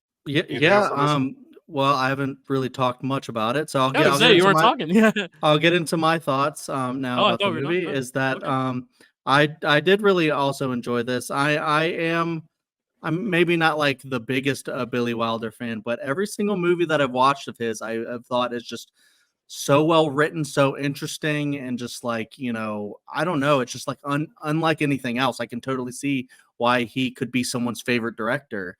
And, Witness for the Prosecution is no different. I think it has some of the most interesting characters. I think Charles Laughton's character is really, really cool and really funny. Like, I just like how he's like, he knows that there's certain things that he's not supposed to do, like they're bad things, like he's not supposed to have cigars. And then, that he takes this case just because he wants to go smoke their cigars. And then he's just like, I'm going to go smoke their cigars. And shutting the door and just trying to, like, throw the ashes out the window and, just try to cover it up. And, I'll take this case though. Oh, it's a criminal case. Yeah, I can't do criminal case. All right, I'll take the case. Kind of a deal. I don't know. I just love that kind of drive that he has. And he's just kind of like, he knows what's bad for him, but he's going to do it anyways. But then there's like the shot of him in the court, and the nurse is really great in this movie too. And I love how she's always on him. And then, she's like, you got to take these pills. and he's like turning around and like taking the pills and like, I'm taking the pills. Yeah, I love that overhead shot where he's slowly turning. It's very silent. It's kind of unnecessary, but it just kind of adds to that weight of the mouse and Billy Wilder, where he kind of turns around, takes it, takes the cocoa, turns back around. It's very funny. Yeah, I love that shot as well. And just the performances all around.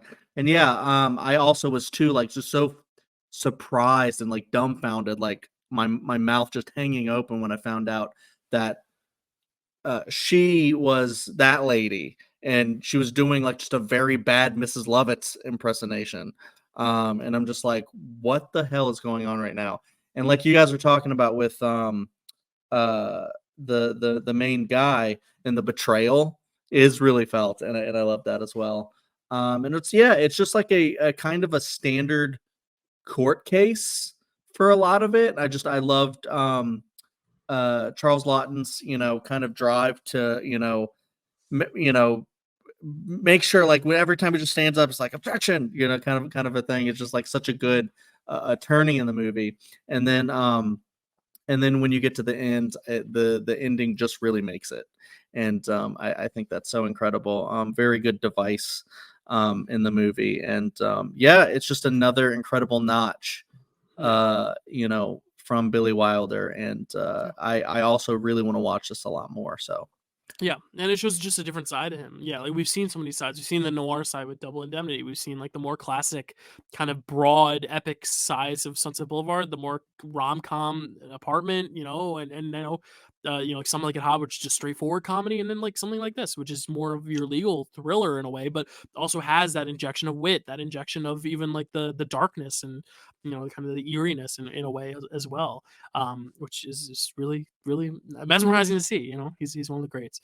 Cool. And any other thoughts on Witness for the prosecution? No. Cool. No. All right, sweet. Wins for the prosecution, nominated for 6 Oscars, only wins 0. I keep saying only as if it did, but it didn't win any. But is nominated for Best Picture, Best Director for Billy Wilder, Best Actor for Charles Lawton, Best Supporting Actress for Elsa Lanchester, sorry. Sound recording and film editing. Again, as Matt said earlier, notably snubbed for adapted screenplay. Yep. And Sayonara was nominated for Best Adapted Screenplay. Yeah. Listen, not to tip my ranking, but that's sometimes how the cookie crumbles cookie-wise. I screwed that up. I was trying to quote another Billy Wilder. Crumbles cookie-wise. Yep, I know. It's sad. Yep. Anyway, let's before this episode crumbles any further into cookie-sized crumbs. Let's rank these things. Let's see what is our best and our worst. This is probably the hardest ranking I've had to do in a while. Because I have literally 3 films competing for the top slot. I'll just say that. Me too. So it's though I don't necessarily know if our bottoms are going to be the same. We'll see. I don't know. Matt, you're the guest. Number 5. What's your number 5? I don't think it's going to surprise anyone here that Sayonara is my number 5. Chad. Yeah, Sayonara is easily my number 5. Going into this, I had 4 and 5 swap, but I think talking about them a little bit further, and it's kind of, I never do this. I'm always one where I'm like, I'm standing by my ranking, but and Chad's the one who moves around, but I'm going to move around a little bit. So I will also put Sayonara number 5. I'll put Sayonara. I'm very interested in what you had below it. Peyton Place. I bet you. No. Matt, what was your number 4? My number 4 is The Bridge on the River Kwai. All right, Chad. That's also my number 4, Bridge on the River Kwai. And it's great. This is a fantastic top 4.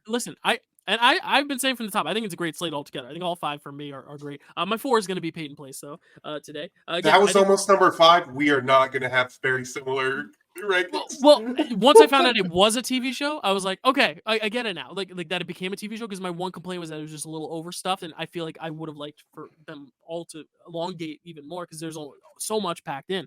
And we talked about it. But I like all 5 of these, Matt. I like them all 5. Matt, what's your number 3?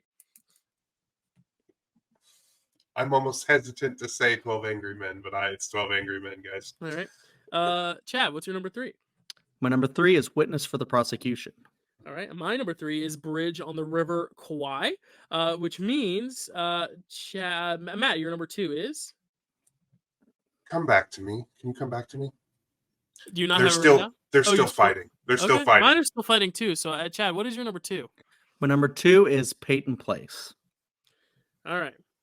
So, my number 2 is 12 Angry Men, which means My Matt, number you- 2 is Witness for the Prosecution. okay. So Nice. here's where we're at. Matt, your number 1 is. Peyton Place. All right, Chad, your number 1 is, 12 Angry Men. and my number 1 is Witness for the Prosecution. Wow, guys. I need to actually do math. I've never had to like do math on here because usually there's like 2 things that like if it's 2 of our number 1s, it's our number 1. But here we go. Peyton Place is a 1, a 2, and a 4, which is a total of 4, 5, 6, 7. Okay, so Peyton Place is getting 7. 12 Angry Men is a 3, 1, 2, which is 6. And Witness for the Prosecution is a 2, 3, 1, which is 6. So it looks like we're gonna have to flip Die a roll. coin Yeah. between 12 Angry Men and Witness for the Prosecution for our number 1. Because with 6 points, that is our victor, which we haven't done in a long time. And because Matt, you are a guest, you will get to call heads or tails before I flip a coin. What would you like, heads or tails? Heads. This is crazy. This is unprecedented. All right, ready? Siri, flip a coin. What did you say? Heads. Wait, we what- didn't decide what was what. Yeah, I was about to say, like, what does that mean? Oh, I thought that meant I get to choose. No, we usually set one and then Siri chooses it because we've already set it. Okay, one more time. Oh shoot, there's no easy way to do this then. Chad, is what is going to be heads? Is it going to be 12 Angry Men or Witness? Witness. 12 Angry Men. And Witness will be tails. So Matt, call it now. Heads or tails? Tails. Siri, flip a coin. It's tails this time. So what is it this time? What would we say was tails? Witness for the Prosecution. All right, so Witness for the Prosecution will be our winner today. That was insane and wild, but hey, we knew it'd be crazy. Matt said you were having a crazy ranking coming into this. I thought for sure Witness was going to be your number 1 because of Bill Wilder. I was very surprised. He's on both our Rushmores, but it was going back and forth, and as I said, they were still fighting it out. I think that I'll rewatch Witness for the Prosecution more often. Peyton Place took me to places that I haven't been in a while. Is all took you to saying. Peyton Place. And Chad, I knew your number 1 would be 12 Angry Men. I think it's cool that we all have a different number 1 though. We're all like champion number 1. And then the Oscars went Bridge, which is their number 1. So like essentially everything but Sayonara was represented with a win today. I love that everybody had different rankings. I'm just a little annoyed because I feel like Bridge on the River Kwai winning over 12 Angry Men is one of the big upsets. Because I think 12 Angry Men is like a perfect, like one of the essential films, and none of the other ones really are as much.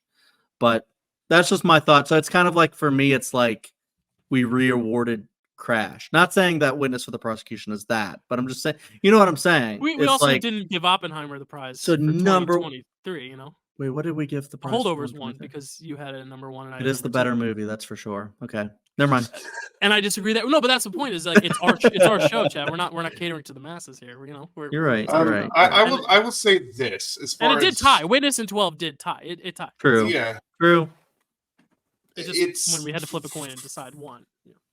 Bridge being on the River stubborn, Kwai that's at least fine. did not win. At least I will say that having seen all 3 of those movies, I think they're all near perfect essential movies. Like I feel like they all, at least my top 3. I don't. Yeah.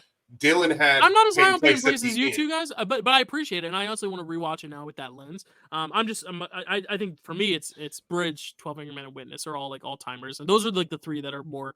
Honestly, it's funny because I think Sayonara has more of a legacy in the overall scheme of film than Peyton Place does in terms of just like, because of the first Asian actress to win. So I think all these films are still generally at least notable or talked about. The only one maybe not being Peyton Place, but it did influence a really influential show like Twin Peaks. So I think they all are to some degree talked about. It influenced Definitely. Matt You to 12 put Angry it Men. at number 12 Angry one. Men's regarded as the best courtroom drama outside the courtroom. Witness for the prosecution's usually regarded as the best courtroom drama. Period. And then you have Bridge on the River Kwai, which won the Oscar. So like all our picks, no matter what, was And- going to be a pretty influential film. And honestly, I thought everybody was going to go, Chad, you're crazy for putting Peyton Place at number 2. So I was happy to see it number 1 on Matt's And I'll list, say for on sure. Letterboxd's top 250 of all time, Witness, 12 Angry Men, and Bridge on the River Kwai are all on there. So like this is just There a you stacked go. year. It's a stacked year. But we have to get into our acting prizes, and I actually get to start us off with Best Actor, which is fun because Matt is going actress first, so he'll go first for Best Actress. So I'm going first for Best Actor,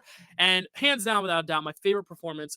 I was actually struggling as I was watching these because there's so many good ones, but then one came and just kind of like sucker punched me in a way that I was like, this is just the best, well-rounded. There's drama, but there's a lot of comedy. There's great just character developed here, and I actually feel the years of him doing this job that is really built to this moment, but also the freshness in this new case. And that's Charles Lawton in Witness. It's my favorite movie of the slate. It's I think his best performance, maybe. I would say it's probably his best performance.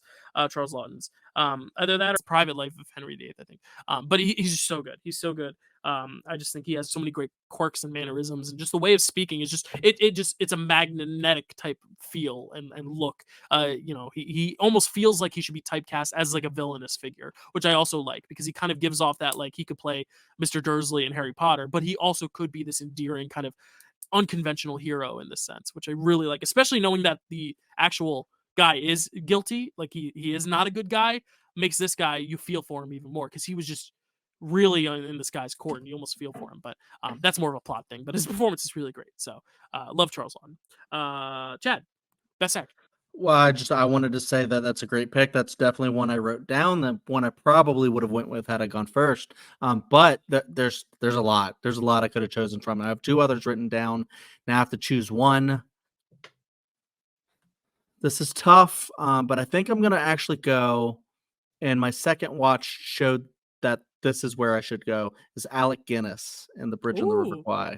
nice. Nice. Reason being is because like the thing that told me that I was going to do this was when he gets out of that box and just like watching him like walk to go talk to Saito, and he's just all like malnourished and just like he can barely walk. I was like, this dude's like giving a great physical performance. Mm-hmm. And then when you get towards the end and he's on the bridge and he's like, what have I done with my life? I don't really have anything to show for it. His dedication to like build that bridge, even if it's misguided. I don't know. I just thought it was like a really great character, and I just think he like really did well. And the fact that David Lean directed it, right? The fact that he's American, right? Who? David Lean? David Lean. No, I don't think so. Oh, okay. Well, the fact that he No, he hated made in Which You Serve. No, he's British. Okay.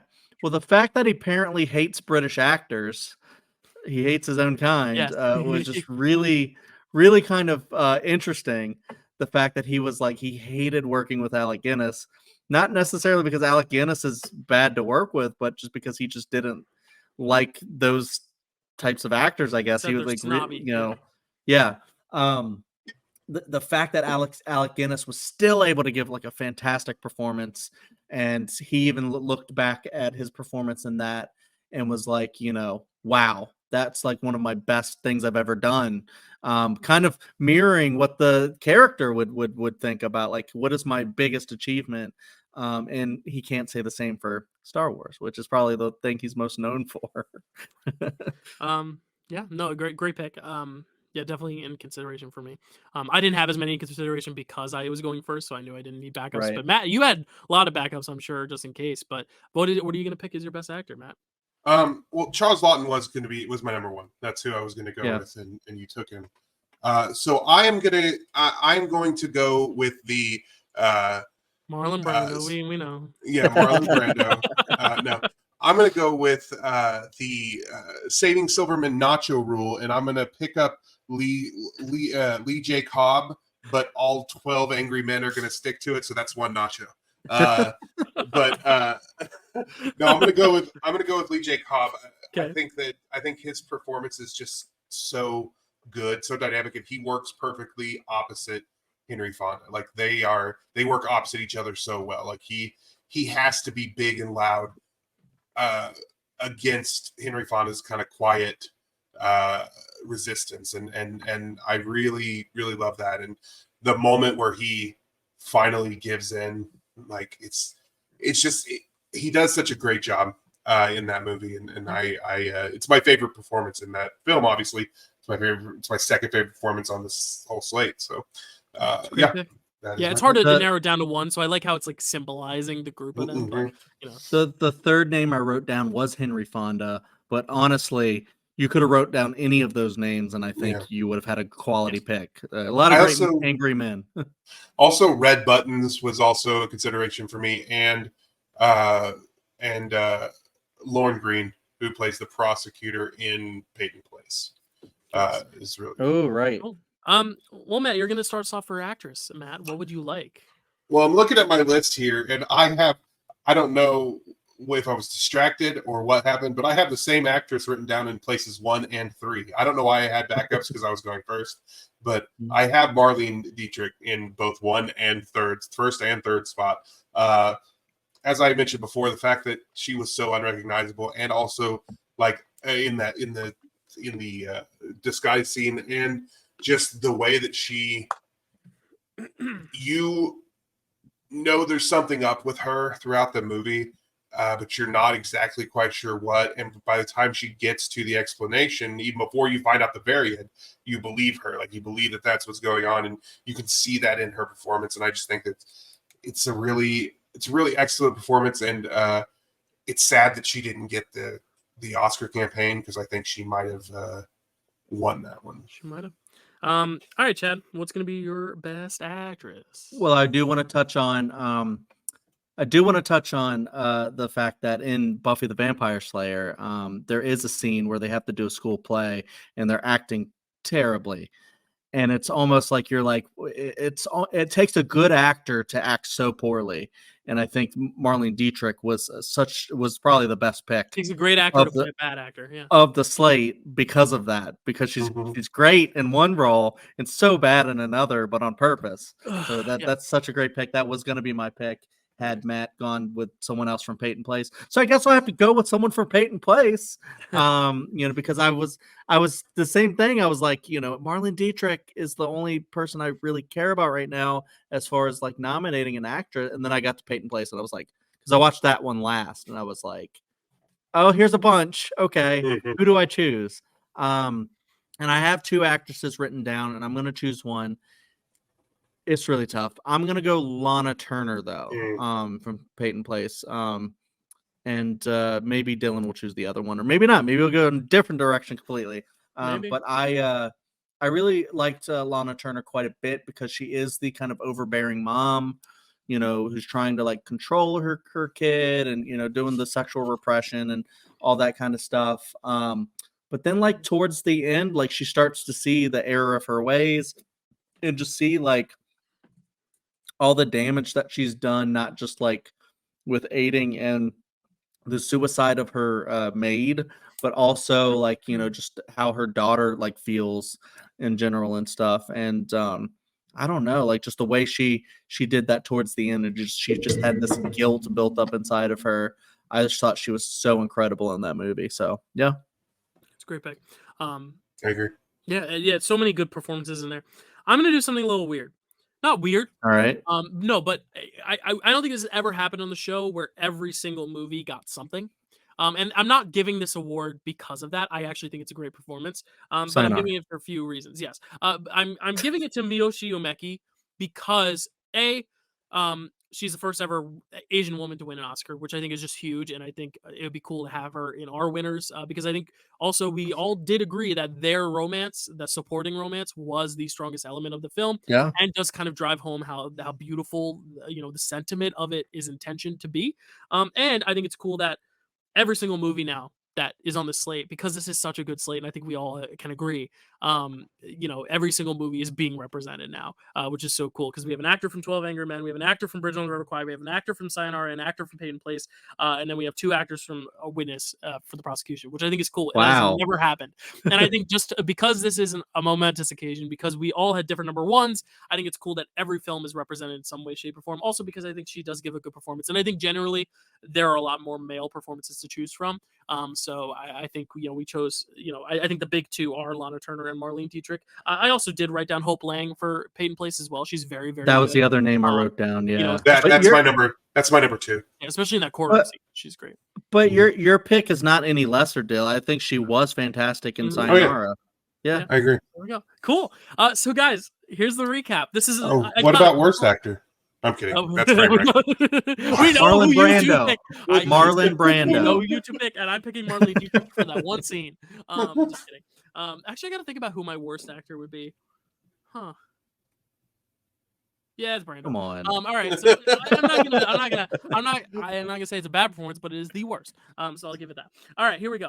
Our recap. Our best actors. My best actor, Charles Lawton for Witness for the Prosecution. Chad's best actor is Alec Guinness for Bridge on the River Kwai, and Matt's is Lee J. Cobb from 12 Angry Men. Our best actresses. Mine is Miyoshi Umeki from Sayonara. Chad's is Lana Turner from Peyton Place, and Matt's is Marlene Dietrich from Witness for the Prosecution. And our best picture for 1957 is Witness for the Prosecution, the 4th Billy Wilder film to win a Best Picture prize following Double Indemnity, The Apartment, and Sunset Boulevard, and now joining the rank here with the 4th film. And he's still not done. We're still gonna have some more Wilder in a bit, but before we say our goodbyes and our wrap-ups, we do have to tease next month. And, we're doing it like we do every June, every summer. It's June and July now, but it is the retrospective, looking at films from 10 years ago, looking at them 10 years later, and seeing how they hold up, and also just celebrating a great crop of films. So our retrospective 10 years later from 2014 is 2024. So we are talking about 2014's movies, which is an 8-film slate featuring directors, some pretty notable directors. I'll just say that. We have in this slate coming up American Sniper, Birdman or The Unexpected Virtue of Ignorance, Boyhood, The Grand Budapest Hotel, The Imitation Game, Selma, The Theory of Everything, and Whiplash, however you want to say it. So, Cool, Whip. Whiplash. Great movie. And I'm announcing that I'm going to be on Picture This next month. I'm kidding. I'm not. You'll be here in spirit, Matt. And when we do our little like segment on jazz, when we get to Whiplash, we're gonna bring you and Damien Chazelle on, and we'll all talk about Whiplash. It'll be great. But thank you, Matt, for being here as always, and for this amazing hybrid. Picture This and Framewreck This. It's just been just such a great collaboration. On Framewreck, we did tease that we would announce next month's Framewreck movie. We are going, do you have that for us? I do have that for us because it's 2014, and you may have seen on our Framewreck This banner, we are honoring the late Roger Corman, the patron saint of Framewreck, with not just one, but a summer of Corman. We're going to do 3 Cormans in a row. So with our commentaries, which we're also going to do this summer. Yes, we're also going to do the commentaries this summer. But yeah, we're going to do 7, but 4 of them you've already heard from. And so we are going to do the movie that Roger Corman produced in 2014 for the retrospective. Yes, and it is Sharktopus versus Terracuda. And I'm very, very excited to watch that movie. So if you wanted to live in Sid's room in the first Toy Story a little longer, there you go. Thank you, Matt. Any last wrap-up thoughts, though, Matt, on this whole experience, talking about Razzies and then talking about these? I mean, these were both long episodes, but I think it's because they were a lot of really important films to talk about, for better or worse, you know? I'm really glad I got to do this, mostly because I don't think I ever would have watched Peyton Place without being the guest on this. And so it's really exciting to me that I got to watch that new movie, and plus it was the first time Wilder for me. So I'm really, really happy that I got to. I'll admit, I thought you chose a slate because of Witness, because you love Wilder so much. So it was a cool, pleasant surprise to see that. That actually is why, because because I had a lot to talk about with 12 Angry Men, but also there was a Wilder movie on it, and so I was that's exactly what. Yeah. Thank you so much. It's been a real pleasure, and you can catch Matt every month on Framewreck, and he will guest again here, I'm sure, because we do have still like 5 years of this next left month. In our run. I'm kidding. I think originally when we were talking about guesting, you had pitched that as one of the episodes you might have wanted to guest on because too. I love Whiplash so much. Right, but I also was like, you know what? Matt is such a a brilliant talker that I don't want to have to feel like I have to cut him off because we have 8 films to talk about, and I also don't want a Diplomatic, 9-hour well done. episode. But and that's why we get nice little hybrid like 3 hours like this. Yeah. Chad, last thoughts as we wrap up 57. We move to 2014. We're kind of breaking the year of classics, but it's because of the retrospective, so we will get back on it in July. But any last thoughts on this slate? Yeah, it was definitely great to have Matt as a guest. I loved being on Framewreck. The 2 times I was on, I thought were fantastic. I guess technically 3 times because I talked Twilight one time. But you're forgetting the Halloween. No, I said 3 times. Yeah. Well, you've been on Framewreck this twice and Halloween. So it would be 4 with Twilight. Oh, you're right. 4. You're right. Yep. No, you're right. And they were all fantastic moments. And I definitely loved this whole thing because 99 I was so excited for. And then 1957, I think we had some great discussions here. And I'm very much so looking for 2014 next month because I was looking through the slate and I was like, I think there might be one that I don't love. And then the rest I think are really, really good. Yeah, maybe 1 or 2. I have to like really look through. I think looking at it, there's only one I don't like, but there's like 3 or 4 that I think are like all-timers for me. So yeah, so that's what I'm saying is like I have to like rewatch maybe 2 or 3 of them, and then I think like the rest are like really, really great. So I'm really excited to rewatch just to see if like 2014 could be one of the best slates. Yeah. Well, we had one of my Rushmore directors last month for Spielberg, one of my Mount Rushmore directors this month with Wilder, and one of my Mount Rushmore directors next month with Linklater. So we'll see how that goes. It'll be fun. Maybe it'll be a 3-peat. I don't know if it will. But cool. Any last thoughts, anyone, before we wrap this up? Cool. Matt and Chad are on this channel so much. I'm not going to drag this episode out longer to tell you all where you can find them, but I will put all their information down below for you to find them. But very quickly, welcome to Primetime and Framewreck and a More Picture This and Draft Day and Marvel Trivia. That's where you can find them. And I kind of give the hands where they need to go. It's like the little puppets. All right, guys. Thank you so much for watching. And we'll see you next time, guys. I'm tired.